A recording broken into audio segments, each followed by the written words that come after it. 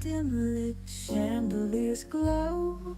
We'll sip our worries away, nice and slow. Your laughter ripples like sweet warm wine. In this jazzy sultry space, you're mine. The saxophone croons a velvet tune, while melodies dance beneath the moon. We'll toast to moments both grand and small, in this hazy, lazy, jazz-touched hall. But let's sit together in the mellow night. We'll drink to love till the morning light. Every glass we raise a promise true. Here's to the magic in a drink with you.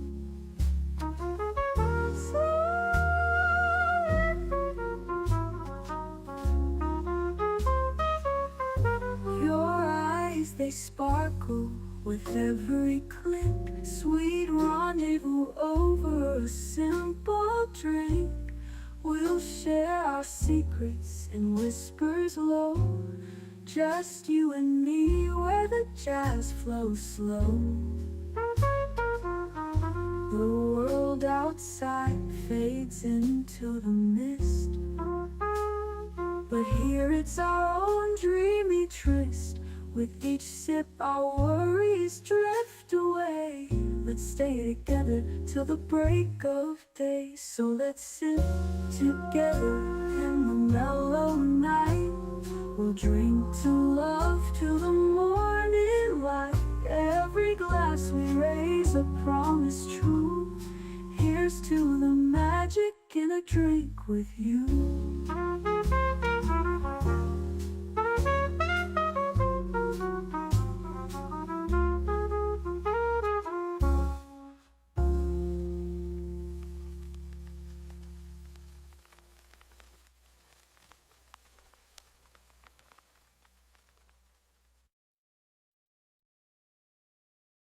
The following live stream has been approved for appropriate audiences.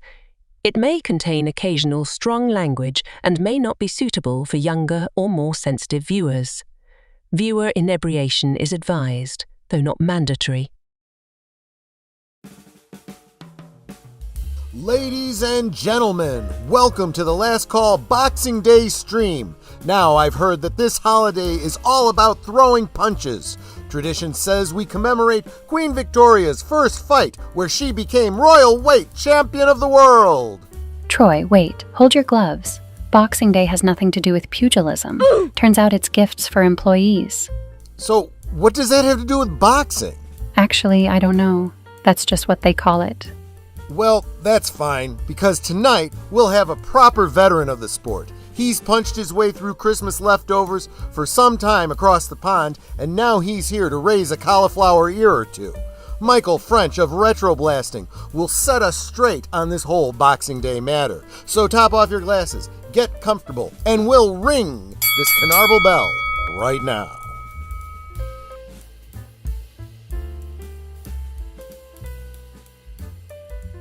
Last Call is streamed before a live audience. I mean, maybe I've been misinformed. I don't know. We're about to find out. Salute and welcome everyone to a special Boxing Day edition of Last Call. Let me start bringing in my guests, starting with the lovely, still Santa hat wearing Netter of Netter's Network. How you doing, my dear? What you sipping on? Well, it's Boxing Day, so I thought I'd still wear my Santa hat. Fair enough. After this. Still being festive, right? Yes. I'm actually doing really well. I've been really busy today. Yes, you have. With my spring cleaning, and right now I hurt. I don't think there's a part of me that doesn't hurt from all the moving stuff, boxes and stuff around. You were cleaning out your office, and I saw you taking a whole bunch of boxes out there. Is that how you celebrate Boxing Day? Yes, because according to my mother, who's from England, okay, the day after Christmas is Boxing Day because that's when you're getting rid of all the boxes from the presents and what have you. That's what she's always told me. That's what I believe. She was a Lancashire lassie, so she probably knows at least the tradition that she grew up with. Yeah, but absolutely. let me Mhm. And Oh, what yeah, I'm what are you drinking is my Polar brand seltzer water and black cherry. Not a sponsored stream, but I wish it was. Those of you that join me for Liquid Lunch know what I'm sipping on. It's the Godfather. That's whiskey and amaretto. You gotta say that more with an Italian accent. It's the The Godfather. Godfather. Yeah. Well, that's not an Italian accent. That's an American Italian accent. But yes, De Serono. And I figure let's go to the other side of the pond, right? And I'm having some Jameson. So that's the two. And this, well, that's why we need to bring in my designated driver, Age Boomer, just in case things go a little haywire. Might need you to close down the stream for me. How you doing, Boomer? And what you sipping on? I'm doing fine. I am drinking a Honey Crisp apple cider. Ooh, Honey that Crisp sounds Blend. good. It's That good. It's sounds- non-alcoholic. I'm sure if you leave it out for a month or two, that you'll have some good stuff. Well, you might want to be more proactive on that and decide what kind of yeast you want growing in there rather than leaving it up to chance. Just saying, but you do you. My ancestors just leave the stuff on the porch. That's what I heard. I'm just saying. Okay. Yeah, or leave it, in your trunk in the summertime and forget about it and go, there's a bottle of apple juice here. I forgot about it. And our very, very special returning guest, Michael French of RetroBlasting. Salute, my friend. How are you doing? And what are you sipping on? I am sipping on, or about to be sipping on, Old Overholt. Yes, the 100 proof bottled in bond rye whiskey, Old Overholt. The Old Overholt was the preferred brand for Doc Holliday. There you go. That is nice. Mm-hmm. And speaking of RetroBlasting, because I know he will not do this himself, check out this merch that I'm wearing right here. The RetroBlasting t-shirt. The merch store for RetroBlasting is linked in the description below, as is his Patreon. You can support him through his Patreon as well. And I really recommend that you do. I know that we have a lot of people here in the Martini Gallery that are fans of RetroBlasting. So if you're not doing those two things, you really, really should. Speaking of supporting the channels that you love, you will notice I have a goal set tonight. It's a pretty high goal. I'm not necessarily expecting it to be hit tonight. But as Netter points out, I'm sure somewhere in the chat, which I will get to in just a moment, I do have a goal for number of members by the end of the year and subscribers. So if I can get to within spitting distance of that membership goal, I will gift an additional 10 members myself. That'll put us over. We can do it, folks. So check that out. Let me say hi to each and every one of you really quickly, starting with... I want to know who's not showing the love. That's like, I see at least 15, 16 people watching and only 12. Yeah, hit that like button, people. It's like, show the love. Lynn Green says 5. I'm not sure if that's supposed to be pence or pounds. On Vic to lay that German sausage out by the 5th. That would be 5p. Yeah. Yeah. Okay. There you go. That's proper money. Yes. I was counting on Lynn to be the one to recognize who that was in the thumbnail. And hail to FKHC 2005, also known as Tim. Good to see you, my friend. And Connie Cleary, the bird woman of YouTube Fluff Chick Productions. Salute. So good to see you here. The tired midnight blogger himself, Curtis Selby. Good to see you, my friend. Ding, ding, ding. Exactly. I remember. I think about that the fight from was it Rocky 2? No, it was Rocky 3, wasn't it? Where Rocky and Apollo are having a private bout between themselves, no cameras, nothing, right? To decide, who would be the winner. Yep. And he's like, well, we got no bell.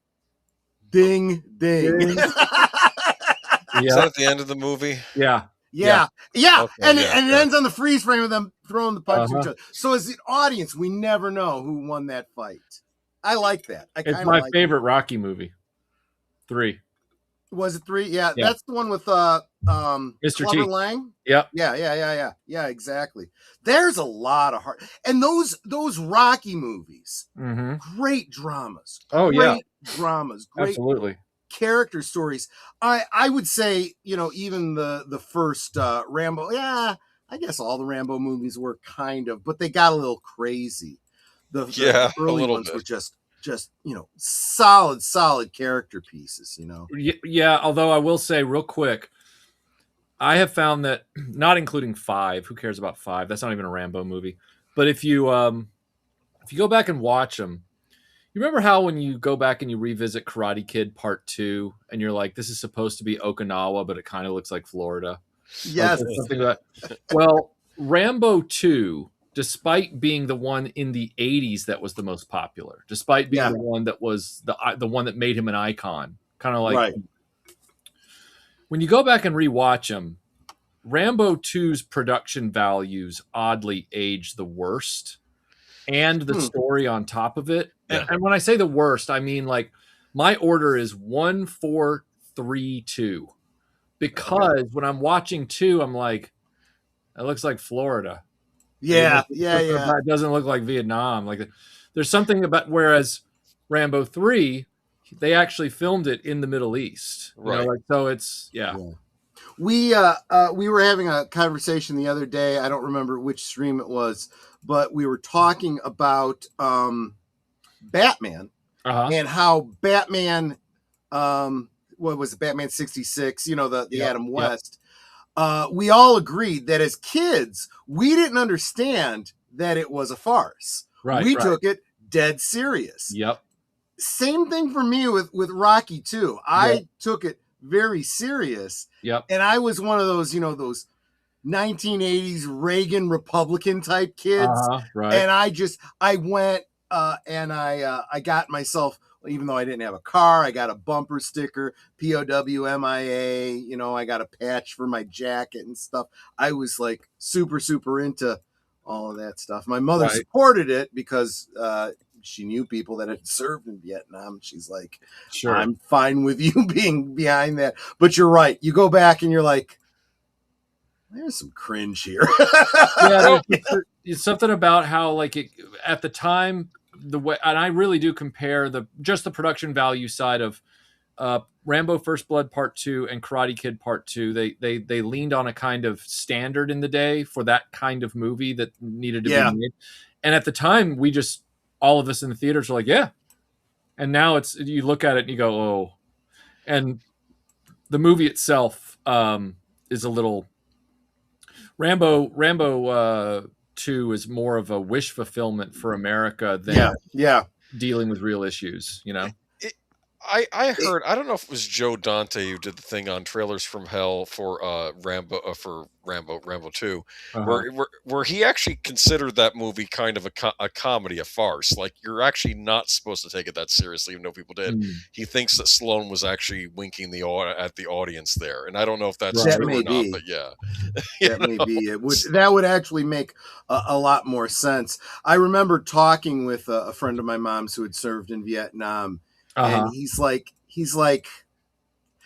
I really don't know. He says, because I know there were guys that I served with that went missing. Yeah. And we always thought that maybe he's like, but there comes a point where they're either released or dead. I mean, they're not keeping people, 20 years later. It's just kind of crazy. Let me get back to saying hi to everybody. Connie Cleary, the bird woman of YouTube. Welcome. Fluff Chick Productions. And there's the love of my life, dropping the heart emojis for me, telling everyone to like, share, subscribe, become a member, leave a comment, gift a membership if you are feeling super generous. She talks about the benefits of membership and trying to reach 100 members by the end of the year and 2,000 subscribers. So anything you could do to get me there, I would super appreciate any help you can do. And you would think that the subscribers would be the easy part, because subscribers are just the hardest. I'll get memberships just fine. The subscribers are not moving. I don't know what to do. I really do. Don't feel YouTube bad. is It's not moving. It's not moving for anybody right now. YouTube's just killing us. There's no doubt about it. Salute to Deleted Scenes. And he's also saying like, share, subscribe, comment, become a member, gift a membership. He drops the fedora, the mumbler, the channel logo, and the Canarble wagon. Thank you, my friend. David Pensack says, good evening to you. Good evening to you as well, my friend. Age Boomer. Oh, that's because I had put down the chat. Exactly. And Big Al Presents. Good to see you, my friend. Hello, my friends. Happy Boxing Day. Looking forward to next Friday. Age Boomer. Yes. More Robin of Sherwood. Yes, that before last call, I will be on with him for 2 more episodes of Robin of Sherwood, back when Jason Connery had taken over as Robin Hood on that series. Michael French might have seen an episode or 2 of that show. I've been trying to figure out what streaming service I have to get to start watching that show, because I definitely want to see it. Figure out how you can get it on physical media is how you do it. Well, it's not available. That's the problem now. It's an Amazon MGM thing. But it is on Amazon MGM. If you have Amazon Prime, you can watch it for free. Okay. And it's also on Tubi if you don't mind ads. Right. That's what I'll have to do probably. Well, if I need to help you create your own physical media, you let me know, Michael. I will. I will do that. Thank you. Thank you. Because it needs to happen. I encourage everybody.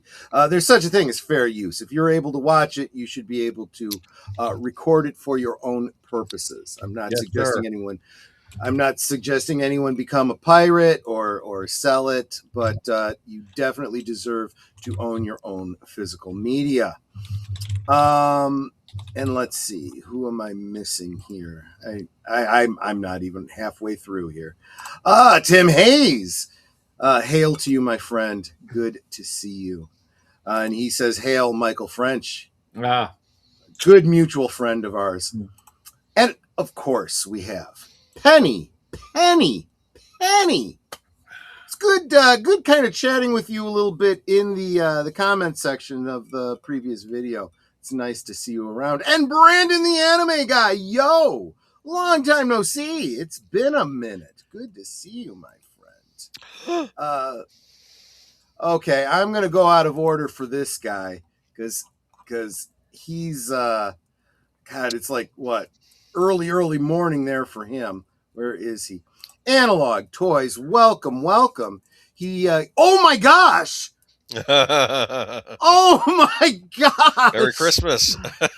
I guess so. Tony from Analog Toys gifted 10 last call memberships. Thank you so much, my friend. Oh my gosh, you didn't have to do that. However, get to your post office box. You have a package wait. Well, is it waiting for him or is it on its way to his box? It keeps saying that they're trying to deliver, which I think is weird because it's going to a post office box. What's so hard about delivering to a post office box? Yeah. It could be the holidays. Maybe it's delaying it. But it's been saying that since the 22nd. Oh.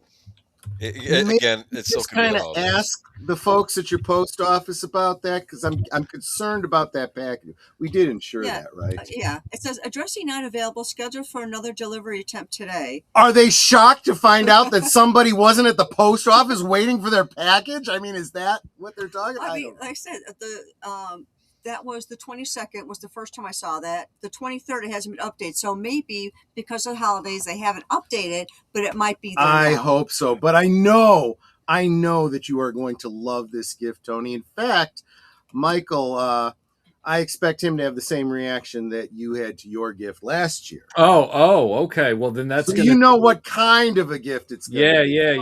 Yeah. And also, to everybody, it's almost lunchtime. Right. Everybody in the chat, by the way, just so you're aware, it doesn't matter what this man right here and his lovely wife give you when you try to give it back, you know, like a gift or whatever, they somehow manage to be both gracious and at the same time gently negate the ability to give it back. Oh my gosh! What have I done? What have I done? No. I want to be clear. You have not made any faux pas whatsoever. You are like a ninja when it comes to being like, no, this was a gift for you. You don't have to pay that back to me. And I'm like, but and then suddenly you're standing there like that meme of John Travolta, like, what just happened? How did you do that? Do you want to tell them what you got last year? Or they should have seen the video on your channel. Well, I was actually referring to the recent send of the retro collection figures to allow me to do the video, and then I got the video done, and I was like, you know what? I'm gonna send back to him because I know he's doing Mos Eisley Cantina diorama. Right. I'm gonna send back to him all the figures that I didn't use or use gently but don't need, you know, whatever. And I sent back like a full box, not their literal assortment, but you sent back all the figures that you would consider to be like troop builders. You sent back, plus like a few. I think there was a few onesies in there. I think there was like a Han Stormtrooper in there or something. But I sent back. There was definitely a Yavin Luke. I think I sent back. But I figured that was the one I needed. I needed that Playmobil's whatever Luke. But it was so funny because you were like, you weren't supposed to send this back. This was. You just were supposed to send me the Sand Troopers. And I'm like, right. And then the next thing I knew, he snuck it because he was like, he waited, guys. He waited. And here I'm looking at the live chat like that matters. I should be looking up here. He waited for a live stream. And then he gave me my shipping money back in a super chat. And I'm like, that's right. I did. I'm like, what? Like, well, I felt bad. I never intended to incur a cost on you. No, I mean, it wasn't incurring a cost. It was just the professional courtesy of the exchange. It was. I get it. Oh, that's so funny, though. I understand. Real quick, let me do this. So, so did you want to share with them what it was that you received? Which might maybe give Tony. According to Tony, he's got a better memory than me. It was the Mego, Firestar, and Iceman, if I recall correctly. Mm-hmm. Yeah, which are still very much cherished in my collection, and I'm redoing all my display cases. And you can imagine they will be taking pride of place in that. And you did tell me you had an original Mego Spider-Man. Yes, I do. You'll probably look at it and go, "Oh, it's a bit tatty," but I'll be like, "No, he's fine." So I know you Mego guys can rightfully have a high standard for what constitutes a good Mego. Well, it's true. I was able to, and you know how I feel about these freaking exclusive stupid ass things. I was able to acquire, only because Mego got them to re-release the four figure set of Spider-Man. Who was it? Green Goblin. Green Goblin, Lizard, and I think it was Electro, which was never released in the 70s. So it was one figure they never had. But I was like, I looked at Netter and I'm like, the cost of this 4-figure set is what it would cost me if I wanted to get a vintage Spider-Man at this point. It's like, go ahead, get it, you know? Mm-hmm. But so there you go. Something I don't want to be overlooked is Geek Flag with Nate also gifted a membership. I'm going to back up to that, yes, because I had also wanted to acknowledge the members. Thank you so much, Nate, for the gifted membership, which went to the Comic Relief Crusader. I super, super appreciate that. I think he was just gifted a membership on Netter's channel last night. He might have been, yeah. Or on Thursday, I should say. So thanks to Tony, we can welcome to membership Daniel Heron, the Bird soundtracks with Birdman. Oh, the Birdman of YouTube. The Birdman of YouTube. Yeah, exactly. Keebler Danger, welcome back to membership. Penny saying hi to you, Tony. Cycle Man 90, welcome. Terry Rose 4804. I don't know what their names are. Unfortunately, because of the way YouTube is, you only get to see their ats. Jeff Morris 508 and DK Bones 1977. Welcome. Electa Curtin, welcome back to membership. And Different Styles. Zax, welcome back to membership. And Elder Moliere? I hope I pronounced that correctly. He says, Merry Christmas. It's almost lunchtime here. Yes. Yeah, he's already past Boxing Day. I'm not certain that it's there, Tony. I'm just saying that we're getting weird messages from the postal service. So yeah, the tracking is giving me really weird things. Like I said, the 22nd it said. Oh wait, let me see how it worded it again. Where'd it go? Where'd it go? Oh, and let me get back to make sure I didn't miss it. It anybody. said addressee not available. This was on the 22nd. Which is weird. Scheduled for another delivery attempt today, and was for the 23rd. And then no update since. So I don't know if they're just behind and they're updating or what.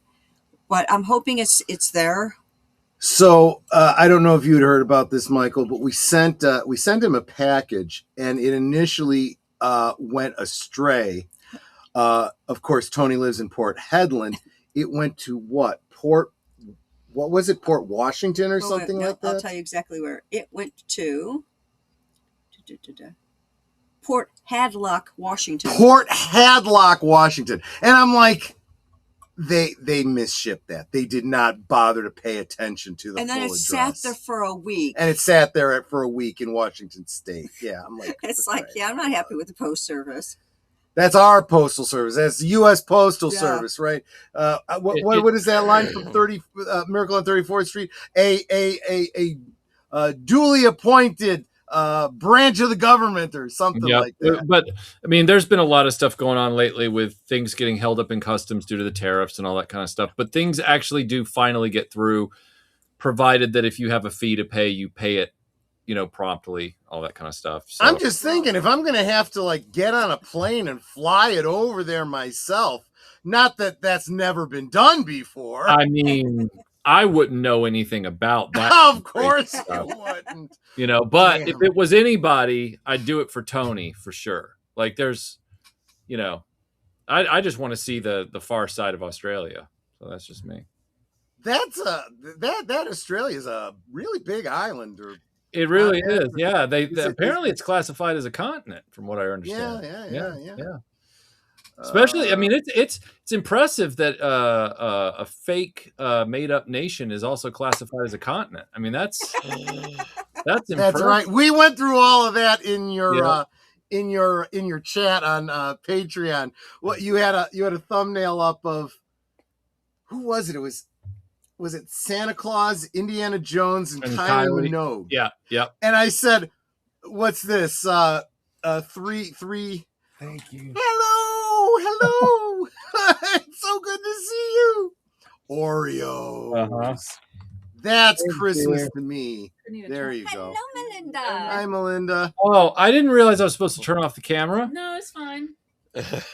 I'll turn it off. I'm covered up. I don't even know how to turn the camera off on this thing. Not a problem. Oh, there it is. There you go. Well, hi, Melinda. It's always an honor to get a chance to talk to you.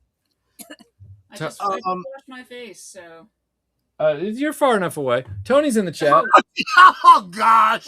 I was trying to make you feel better. The light's not on you; it's on me. Good God, you're great, Michael. Look there. Oh, for crying out loud! You're making it worse. Keep digging. Tony wanted to know: was it the custom egos of Spider-Man and his amazing friends?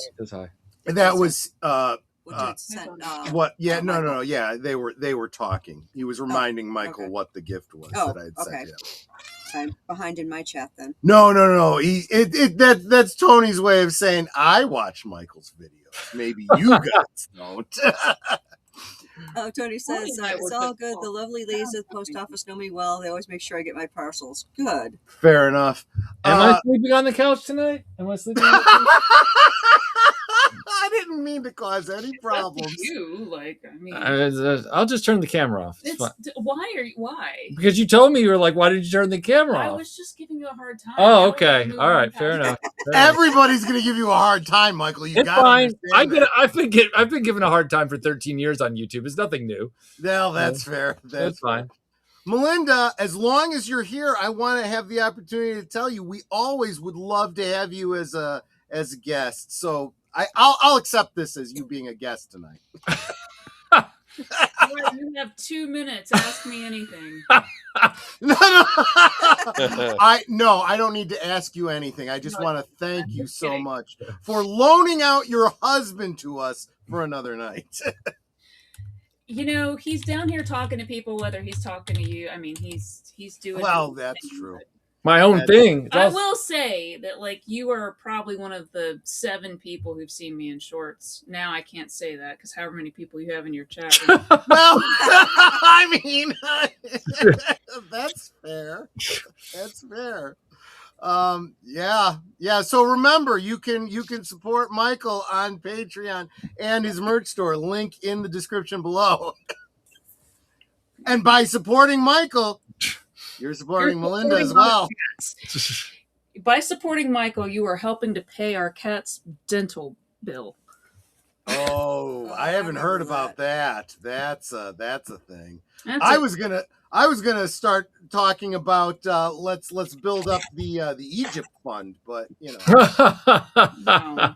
Or is it still the Kylie fund? I forget. I lose track. You know what? It is the RetroBlasting subscribers that keep pivoting that one. I didn't even create it. They made the fund and then they change it at their whim. I have no idea. At the risk of getting you into more trouble with Melinda here, Netter and I actually did look to see if she was on Cameo, and we were going to get you a cameo with her, but she's not. So Nobody. We tried though. Oh, I don't know about that. Everybody loves you. They want to see you more than they see me. I don't know about that either. She is better looking. Tell me all the time, Michael. Let's be honest. You know what's funny is people always talk about how Michael is so mean and grumpy and hateful and spiteful, etc. But I am like 10 times more so than him, which is why I don't say stuff on the internet a lot of times, because like then I feel like everybody would really be mad. That says more about the modern generation and internet culture than it says about you guys. I would describe you both as, and I don't know if this is true of you at all times, but certainly on the internet, a little bit stoic, intellectual, and just straight shooters. That does not mean that you are negative and all those other things that you just said. But unfortunately, the modern generation doesn't understand these things. Right. True. Very true. True. Hey, who is the hot chick hanging out with RetroBlasting? Don't let us see. That's absolutely right. Listen. Well, I'm taking an Instagram challenge because I literally just washed my face and took every single bit of makeup, which I put the makeup on to hang out with our friends, not on video, like not being recorded, like on video, but like not going out. Sure. And now we're doing this and I am being on the internet and I have nothing on my face. So sorry. Well, I'll tell you. Netter and I were saying when you did the blonde thing, I'm like, hey, now Michael's married to a blonde too. Well, it's not blonde, actually. It's silver. Oh, okay. It comes off as blonde in certain light. It was blonde initially because I had to like get a stylist to like get all of the color out of it. You had to strip it. Yes, right. Exactly. But this is like my actual hair color. Yeah. Well, I'm glad that you went to a professional. Netter can tell you horror stories about having your hair color stripped and what it can do if you don't know what you're doing. Yeah, no, I know. I've colored my hair almost every color in the rainbow in the years. So I've had bad job. I wish I could. I wish I could. Ding. You Zing. still got that beard, bro. You can still. Well, that's true. I mean, I do definitely have the Santa Claus thing going on now. That's for sure. It started out as a Klingon thing. It became a Santa Claus thing. Yeah, but it's like classy Santa Claus. It's like Miracle on 34th Street style Santa Claus. It's not that like. Somebody pointed out that I should get like a white fur brim for Christmas time for my fedora. I'm like, that's not actually a bad idea. I like that. Right. Yep. You could also just get like holly and some berries just on one side. Yeah. Well, I could just stick it to the side of my head too. But yeah, exactly. Yeah, Ghost of Christmas Present. Oh gosh, right? No doubt, absolutely. Mm-hmm. Then you have to talk like that. Oh, I probably could. Yeah, and I could fill up a room as well. I'm a big guy. So if you remember the original story, he literally grew to the size of whatever room he was in. Yeah. That man of culture.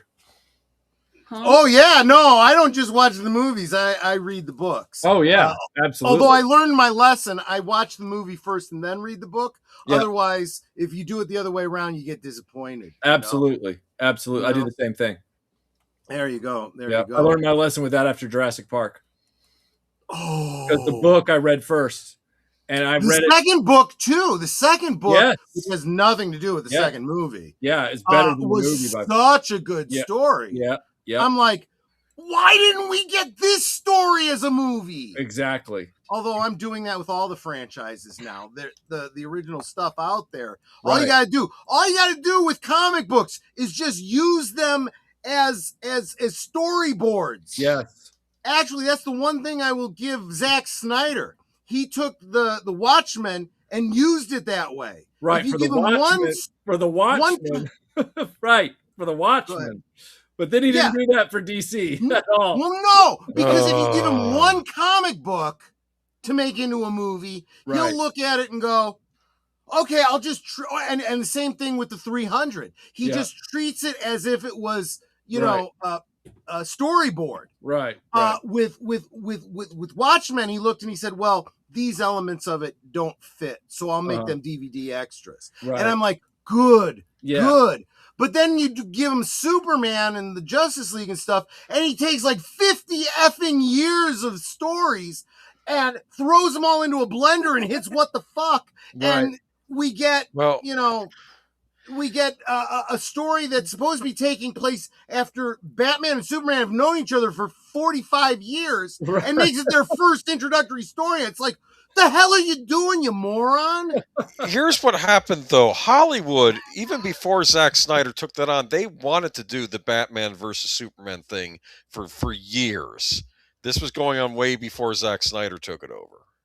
I don't care. You still have to build up to it. Some producer there wanted this to happen. You still gotta lay the groundwork.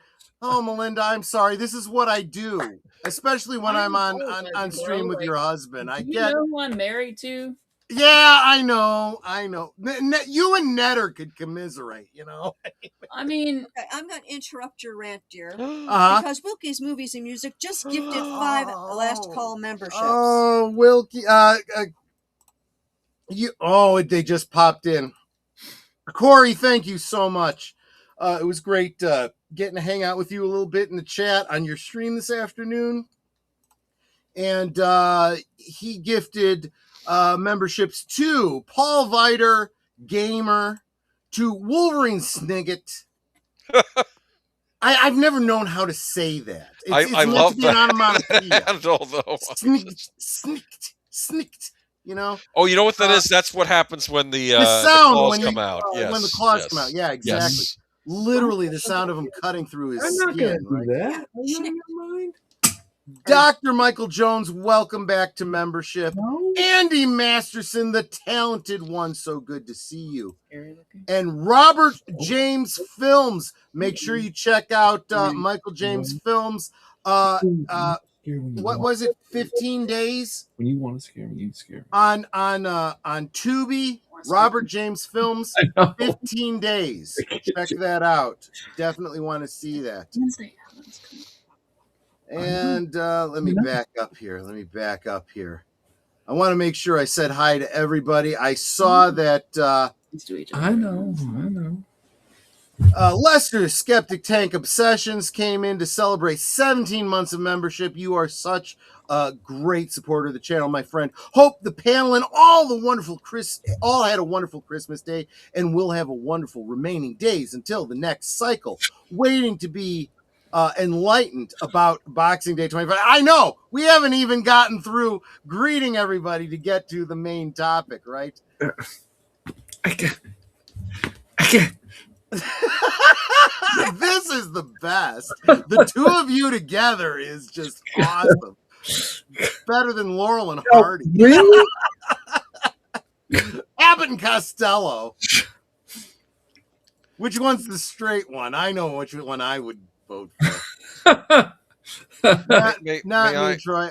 Huh? Yeah, go ahead. May I ask our host a question? Please do, yeah. I mean, our guest a question, not our host. Okay. Yes. Michael, when you did your Lego Space retrospective, did you get kickback on your Blacktron take? I'm just curious. I did. Yes, there were a lot of hand-wringing nerds in the comments. They were not happy about that. Yeah. It's weird because Blacktron in the UK, they were marketed as villains, whereas over in the States they were marketed as, oh, this is this cool new special ops space thing. Right. And then later on, I think they were villains all along. Like, right. Yeah. They're called Blacktron, for God's sake. Like, what else could they be? Well, I thought it was like a special ops thing, like they go where the normal space people couldn't go back. Well, it would be like if there was a Lego line after the Castle line, but it was also a Castle line, and it was called Bob Evil. And it was like, no, Bob Evil, they're fine. Like they're like just another faction. And everyone's like, I think they're evil. And then, no, Bob Evil's not evil. And then you go over to the UK and they're like, oh, Bob Evil, they're bad guys over here. And it's like, well, duh. You know? The evil kind of gave it away, right? It's kind of predestined in the name. And salute to you as well, CluuStudio. And if I've missed anybody, because I'm so easily distracted both by drink and by special guests, just question. You've got your goal up for 30 members. Yeah, so wait. It's not showing any of them. It's not going to. And the reason being is I asked specifically for gifted memberships, but gifted memberships won't advance that. It's looking for super chats. So I said $5 in quotes super chats, but I'm treating gifted memberships as if they were going Deleted Scenes just gifted a last call membership to D. Pensac. David Pensac. I have to think. See, I'm seeing this happen a lot. I think what's happening is my regular members are being gifted memberships that take them up to regular membership level. So I think that's what's happening. I know that happened to Tim Hayes, and I think that's happened to a couple of other people. And, that's fine. I don't have a problem with it. You guys all absolutely deserve it. Deleted Scene says, I'm Bob Evil. Do you want to know how many more you need, dear? Yeah, where are we at right now? With the ones we've got today, these things for me. We only need 13 more to reach your goal. If I get 3 more gifted memberships, that means I have to give away 10 memberships myself. And here's a super chat. Thank you. Thank you, my friend. You are wonderful. I'm going to take the sting off of that memberships that I'm going to have to give away. And Jeff Morris 508, welcome. I'm Bob Evil, and so is my wife. Although it's spelled Bobbi, right? Just a guess. Real quick, as we slowly make the pivot to the main topic at hand. I'm going to ask the entire panel, but I'm going to start, of course, with Michael French. Did you get any gifts that were really great this year that you wanted to talk about? Okay. I actually thought you might ask this question, so I had the small stack right here. There you go. I bought myself a camera. Yes, I saw that. Egypt, and I wanted something that looked vintage but yet was still modern. So I got I bought myself a Nikon ZFC, so I have that. And then, even though I thought I was going to be bringing these with me on my trip, I bought and then restored myself. I refurbed a pair of World War I field glasses. Beautiful. Yeah, original leather. Redid the conditioning on that. You did that yourself? Yeah, well, I the leather's original, but I repaired it because it was coming up in places, and I conditioned it. I conditioned it so it wasn't going to flake anymore. I repaired the lenses. The lenses had some misalignment, and I re-greased the focusing gear, and I also repaired the reflector shades so that they nice. Very Lawrence of Arabia. But do you want to explain to them why you're not going to now be bringing them to Egypt? Yeah, because Egypt apparently, even though they sell binoculars in country, they get squirrely about foreigners bringing binoculars in. They say if it's less than 10 times magnification, of which these are like 5 times because they're old. They say that technically that's fine, but sometimes you get a customs agent at the airport and they can be real paranoid. And so they'll just take them from you anyway and say you can get them back when you come back to the airport after your trip. You know why that is, right? What's that? You know why that is, right? They're trying to prevent intelligence gathering for future terrorist operations or something. Right. Sure, that's what they say. What they really mean is they don't want you to find out about the archaeological digs they got going on that they don't want anyone outside of Egypt to know about. Oh, so like they don't want me to know that there's a dig going on in the deserts outside of Cairo, and we can't make anything out of it, but maybe you can. Tennis development proceeding. Yeah. Okay. Same reason they won't let you dig underneath the Sphinx. Oh, well, yeah. I saw the Piers Morgan interview with Graham Hancock after the one with Zahi Hawass, where they were grilling Zahi on why he wouldn't drill under the down to discover the cavities that have been detected, the anomalies underneath the pyramid. So yeah, no, he's getting a lot of heat right now for that. So he should be. I'm glad of it.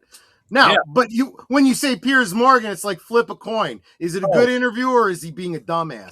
Piers Morgan's an idiot. Like watching a Piers Morgan interview is like watching a Russell Brand interview. There's no point. It's just like, all right, Brand half the time isn't being serious. I mean, Piers Morgan says he's being serious. Oh, but that's the thing. But he can't. He loves the sound of his own voice. People are like, it's his show. It's like it's his show, and if it's his show and he can't shut up, he shouldn't have people on to interview. He should just talk at you. And if you like, yes, I know, Netter. What's that? What's going on? I gotta look. When you said, just because it's your own show, it doesn't mean you don't let people talk. And I'm like, yes, I know, Netter. look, Netter, I promised you, if there was a Piers Morgan level of whatever going on here, I wouldn't have come back after the first show. All right. Well, that's true, but the more I drink, the more I get all over the place. I just want to point out to you that Geek Flag with Nate gave another last call membership going to Dean Krantz. Yes, I was getting to that. Thank you so much again, Nate. That one did go to Dean Krantz. She's absolutely right. I also wanted to say hi to Mark Melnikoff, who just got off from the dilithium mines of Aurora Pente. I'm smiling because someone did a stupid thing, and I have the cards. Have a great stream. Like, share, subscribe, become a member. We need 13 more. 12. It's now 12. There we go. So I got from Melinda, I got a 1935 replica Zippo. The 1935 replica, which is what I prefer. And then I also got from my brother, I got the collected works of Robert E. Howard for his lesser known character El Borak, the desert adventurer. And then I got, finally, after listening to it on audiobook like 5 times but wanting the hard copy, I got Graham Hancock's Underworld, which is there you go. Yeah, so those were my favorite gifts from Christmas this year.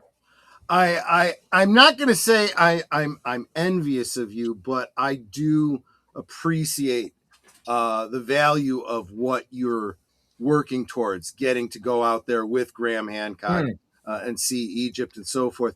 I am getting sick and tired of seeing people treating him like his books are on the level of like Chariots of the Gods and stuff like that.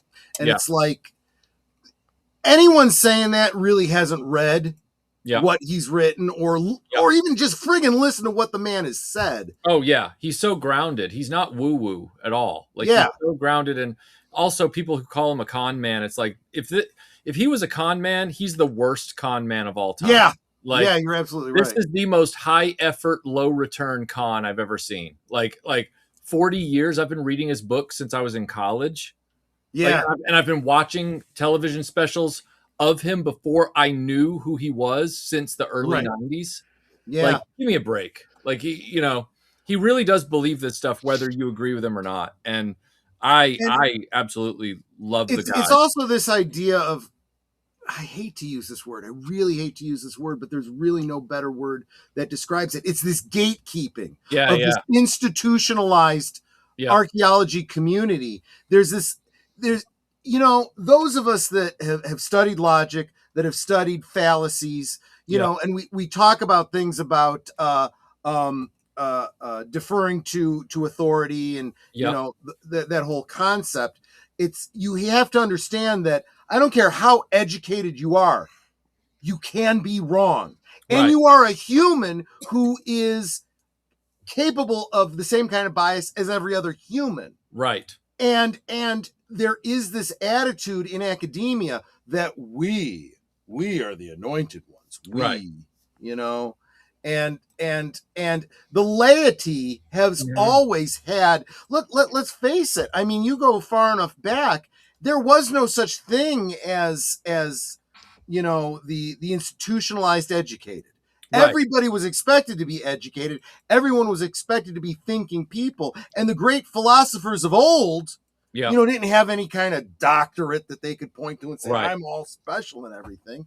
You know, that's why I'm so grateful that I'm having this opportunity to go to Egypt with Graham Hancock as the tour guide. Like, that's why I'm just thrilled. But you're right. Like the way that I don't know if you saw this, I'm sure you might have. Unlike Piers Morgan, and this is again, I have no actual opinion on Joe Rogan. Well, all I've ever said about him when people ask me about him is he's willing to talk to anyone, which I respect. But what I like about Joe Rogan is that he really does shut up and listen. Like, Joe Rogan lets people answer the question.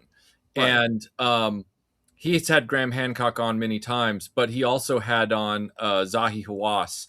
And I don't think it was on the Joe Rogan interview, but there was a recent interview with Zahi Hawass where he said, and it was for anybody who's followed Graham Hancock for as long as you and I have. Right. Zahi's talking about the Great Pyramid, and, you know, I don't believe it's a tomb, but he does because he's an Egyptologist. And he says, out of nowhere, without clarifying it, suddenly he's changed his answer, where he's like, we believe that the tomb of Khufu is still somewhere in the Great Pyramid. He's like, and we will find it. He's like, and I went, wait a second. I'm like, hold. You used to say that that was the tomb and it was empty and that was that.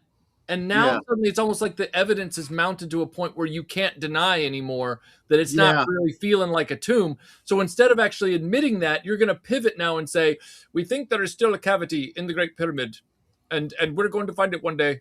And I'm like, Zahi, like, you do realize that you've now capitulated to part of Graham's argument, right? Yeah. You're still mandating, or you're still adamant. You're tripling down that it's a tomb.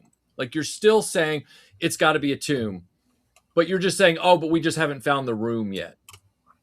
But he wouldn't have said that 5 years ago. No, he would not have said that 5 years ago.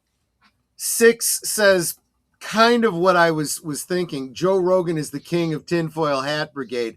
I would have been a little nicer about it.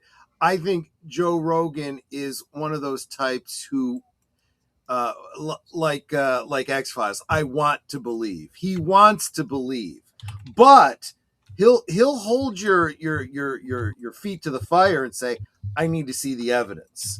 Right. You know? But he definitely is a very, very open-minded kind of person. Aged Boomer, did you get any special gifts this year for Christmas that you're real excited about? You know, I got a couple of really cool, like, dressy type shirts, but they had all Batman the Animated Series characters on them. That's I don't see that as a bad thing. No, I thought it was cool. That's all. Did you get some adult underoos too? No, I also got I got a Snoopy karaoke microphone too, apparently. Oh, hey, good looking. We'll back to pick you up later. Anyway, people of a certain age know what I'm talking about. And how about you, Netter? Did you get any great gifts? That's kind of a loaded question because that means she's got to say the gifts that I gave her. Well, actually, I have this thing. I love books. And so for the last couple of years, whenever we go looking for ornaments, I look for ones that are books. And most of the ones I've been able to find are ones that actually open, and there's like stores, or I've got ones that are recipes, and there's actual recipes inside and all that. And I have been having a really hard time finding them. I've got some that are book shaped that don't open, but they're just not the same. Well, Troy somehow got me 3 different ornament books that actually open up and have the stories in there. Let's see, what is it? It's the Bible. It's a tiny Bible, and it's got the quotes from the various passages that give the nativity story. Ah, okay. Right, I didn't and think then you there could was fit the whole Bible. No, you can't in a little tiny. I'm just saying. What were the other 2? It's microfiche, and you need a little right, like yes. In Bridge of Spies with the exactly. Yes, okay, yes. And then the other 2, wasn't it? The other there was one was a cookbook, and the other was the Marley's Ghost. Right. The what's it called? Christmas Carol. Christmas Carol. Yeah. Yeah. Exactly. And the story is actually in there. It's truncated, but it's in there. Yep. It's like I said, she's kind of exhausted all the stores, so I actually had it custom made for her. Yes, I actually had gone through and found every Kirk Adler book that I haven't gotten all of them because some of them are impossible to find or they're like super expensive. But I had gone through and gotten a lot of Kirk Adler books because all of his ornaments like that of books were ones you open up, there's a story inside, or it's a cookbook or something like that. I have a mini Alice in Wonderland that I have sitting on my bookshelf next to my big Alice in Wonderland. 6 says, I love books. Didn't you guys do a book stream a year ago or so? I think you're right, and I think we're about due to do a couple more. David Pensack got an amazing Tom and Jerry, The Golden Years, 1940 and 1958. Oh, that's a good 6-disc collection. Yeah, exactly. And Lester is asking, Michael, intrigued by your Nikon, is it a P&S or a TSLR? I hope I said that right because I have no idea what those things mean. You're muted. Michael, you're muted. Yeah. Sorry. Thank you for letting me know. Because you could have just been like, "Hey, let's watch this." It would have been fun to just let you go, and this is officially not a point and shoot. It's an APS-C mirrorless. There you go. Okay. Yep. And just to round out the conversation, I want to share a couple things that I got. So I got this box I was a little surprised by. It said Whiskey Stones, Santa's Coal. And they came in this little burlap bag, Santa's Coal Whiskey Stones. And basically, they're the same kind of whiskey stones I've had before. You got a sack of coal. And they do. They look like coal. And I'm like, this is brilliant. You guys are going to laugh about this. So I have a tendency to keep my whiskey stones in a whiskey glass and put that into the freezer. But I can't tell you how many times I've spilled it, and then I'm reaching for the whiskey stones in the freezer as they've gone all over the place. And I'm like, this is stupid. And then I realized when I got this, I'm like, bam, I could just put them into that bag. That whole bag can go in, and there's no chance of spilling them or anything like that. The other thing that I got that I was really excited about, this actually came today. So it showed up late. She ordered for me from the Tinderbox, Sherlock's Choice, 4 ounces. The Tinderbox is a tobacconist that used to be here in the Chicago area. I got my first pipe tobacco in North Riverside at the North Riverside Park Mall, which is no longer there anymore. All the malls have closed up.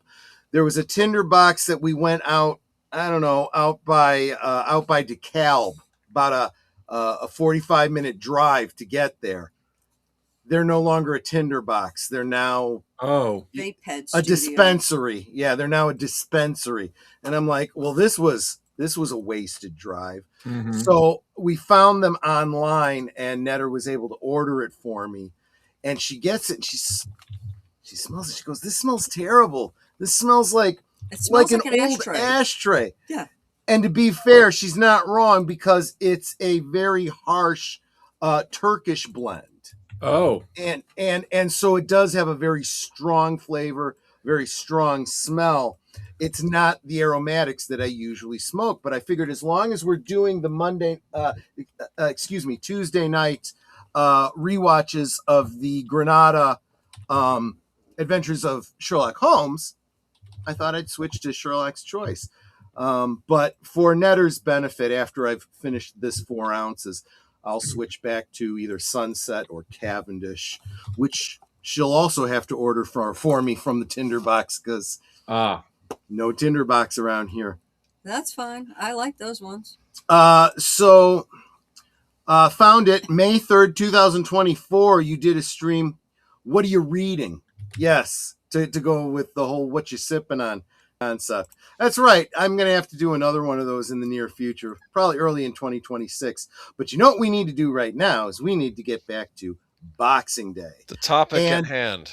So I want to start with Netter, because Netter, your mom, a Lancashire lassie. Yeah. What did she say about Boxing Day? She had told me, because I'd asked her when I was a little kid, I was like, what's Boxing Day? And she said, well, that's when, it's the day after Christmas. That's when you're taking all the packages, the wrappings and all that, and you're breaking it down for the garbage men, to pick up. So that is what she's always told me. That is what I always believed it to be, is that you're basically getting rid of all the boxes from all the presents and things and all the wrappings, and basically clearing up all the wrappings and stuff from Christmas. And Sophia's already got her say. She already talked me down off the idea that it was about punching each other in a ring. So I guess that's not the case. Give me a second to bring everybody into the here we go. Oh. We've got a little presentation that Boomer put together. I don't know anything about Boxing Day, so I just grabbed some random images. So let's see if these trigger anything for Michael here, okay? Because he's the expert, right? Okay, so well, the goal is not to trigger Michael, but let's see what he has. Trigger his memory. I meant that's what I meant. Anyway, yeah. So here we go. Let me go to the first picture. So this is where clearly I was wrong. Although I would imagine that when Santa Claus visits Australia, he's going to get into a fight or two. I figure that's got to be the case. But it wouldn't be the day after Christmas. It would, it would be the day before. No, wait a minute. The dateline. I don't know. I'm getting all confused with all of that stuff. So this is the only AI picture I have in here, okay? But this is, I said, Santa Claus boxing a kangaroo, and I didn't add in the penguins. That was the AI decided to do it all on its own. What do you think of that? I think that's hysterical, which makes perfect sense, because what is other than the tip of South America, Australia is one of the closest land masses to Antarctica, which is where you would find the penguins. So I also thought too, the kangaroo. You always had the kangaroos boxing, right? That's a thing, right? I figure that if penguins were the type that would go, north, for them it would be north for the winter. They'd go to Australia to get some shrimp, I would imagine. in the video game Streets of Rage 3, you can unlock a character, and it's a kangaroo, and you could play the rest of the game as the kangaroo, beating up the gang. Oh, that sounds like fun. Okay, anyway. Can you do that thing where you jump up and you kick? I think so, but I'm not positive. That's awesome. I know I bring this up every time I'm here, but Yes. we're just going to bring it up again. All right. Okay, here we go. Boomer. Yes.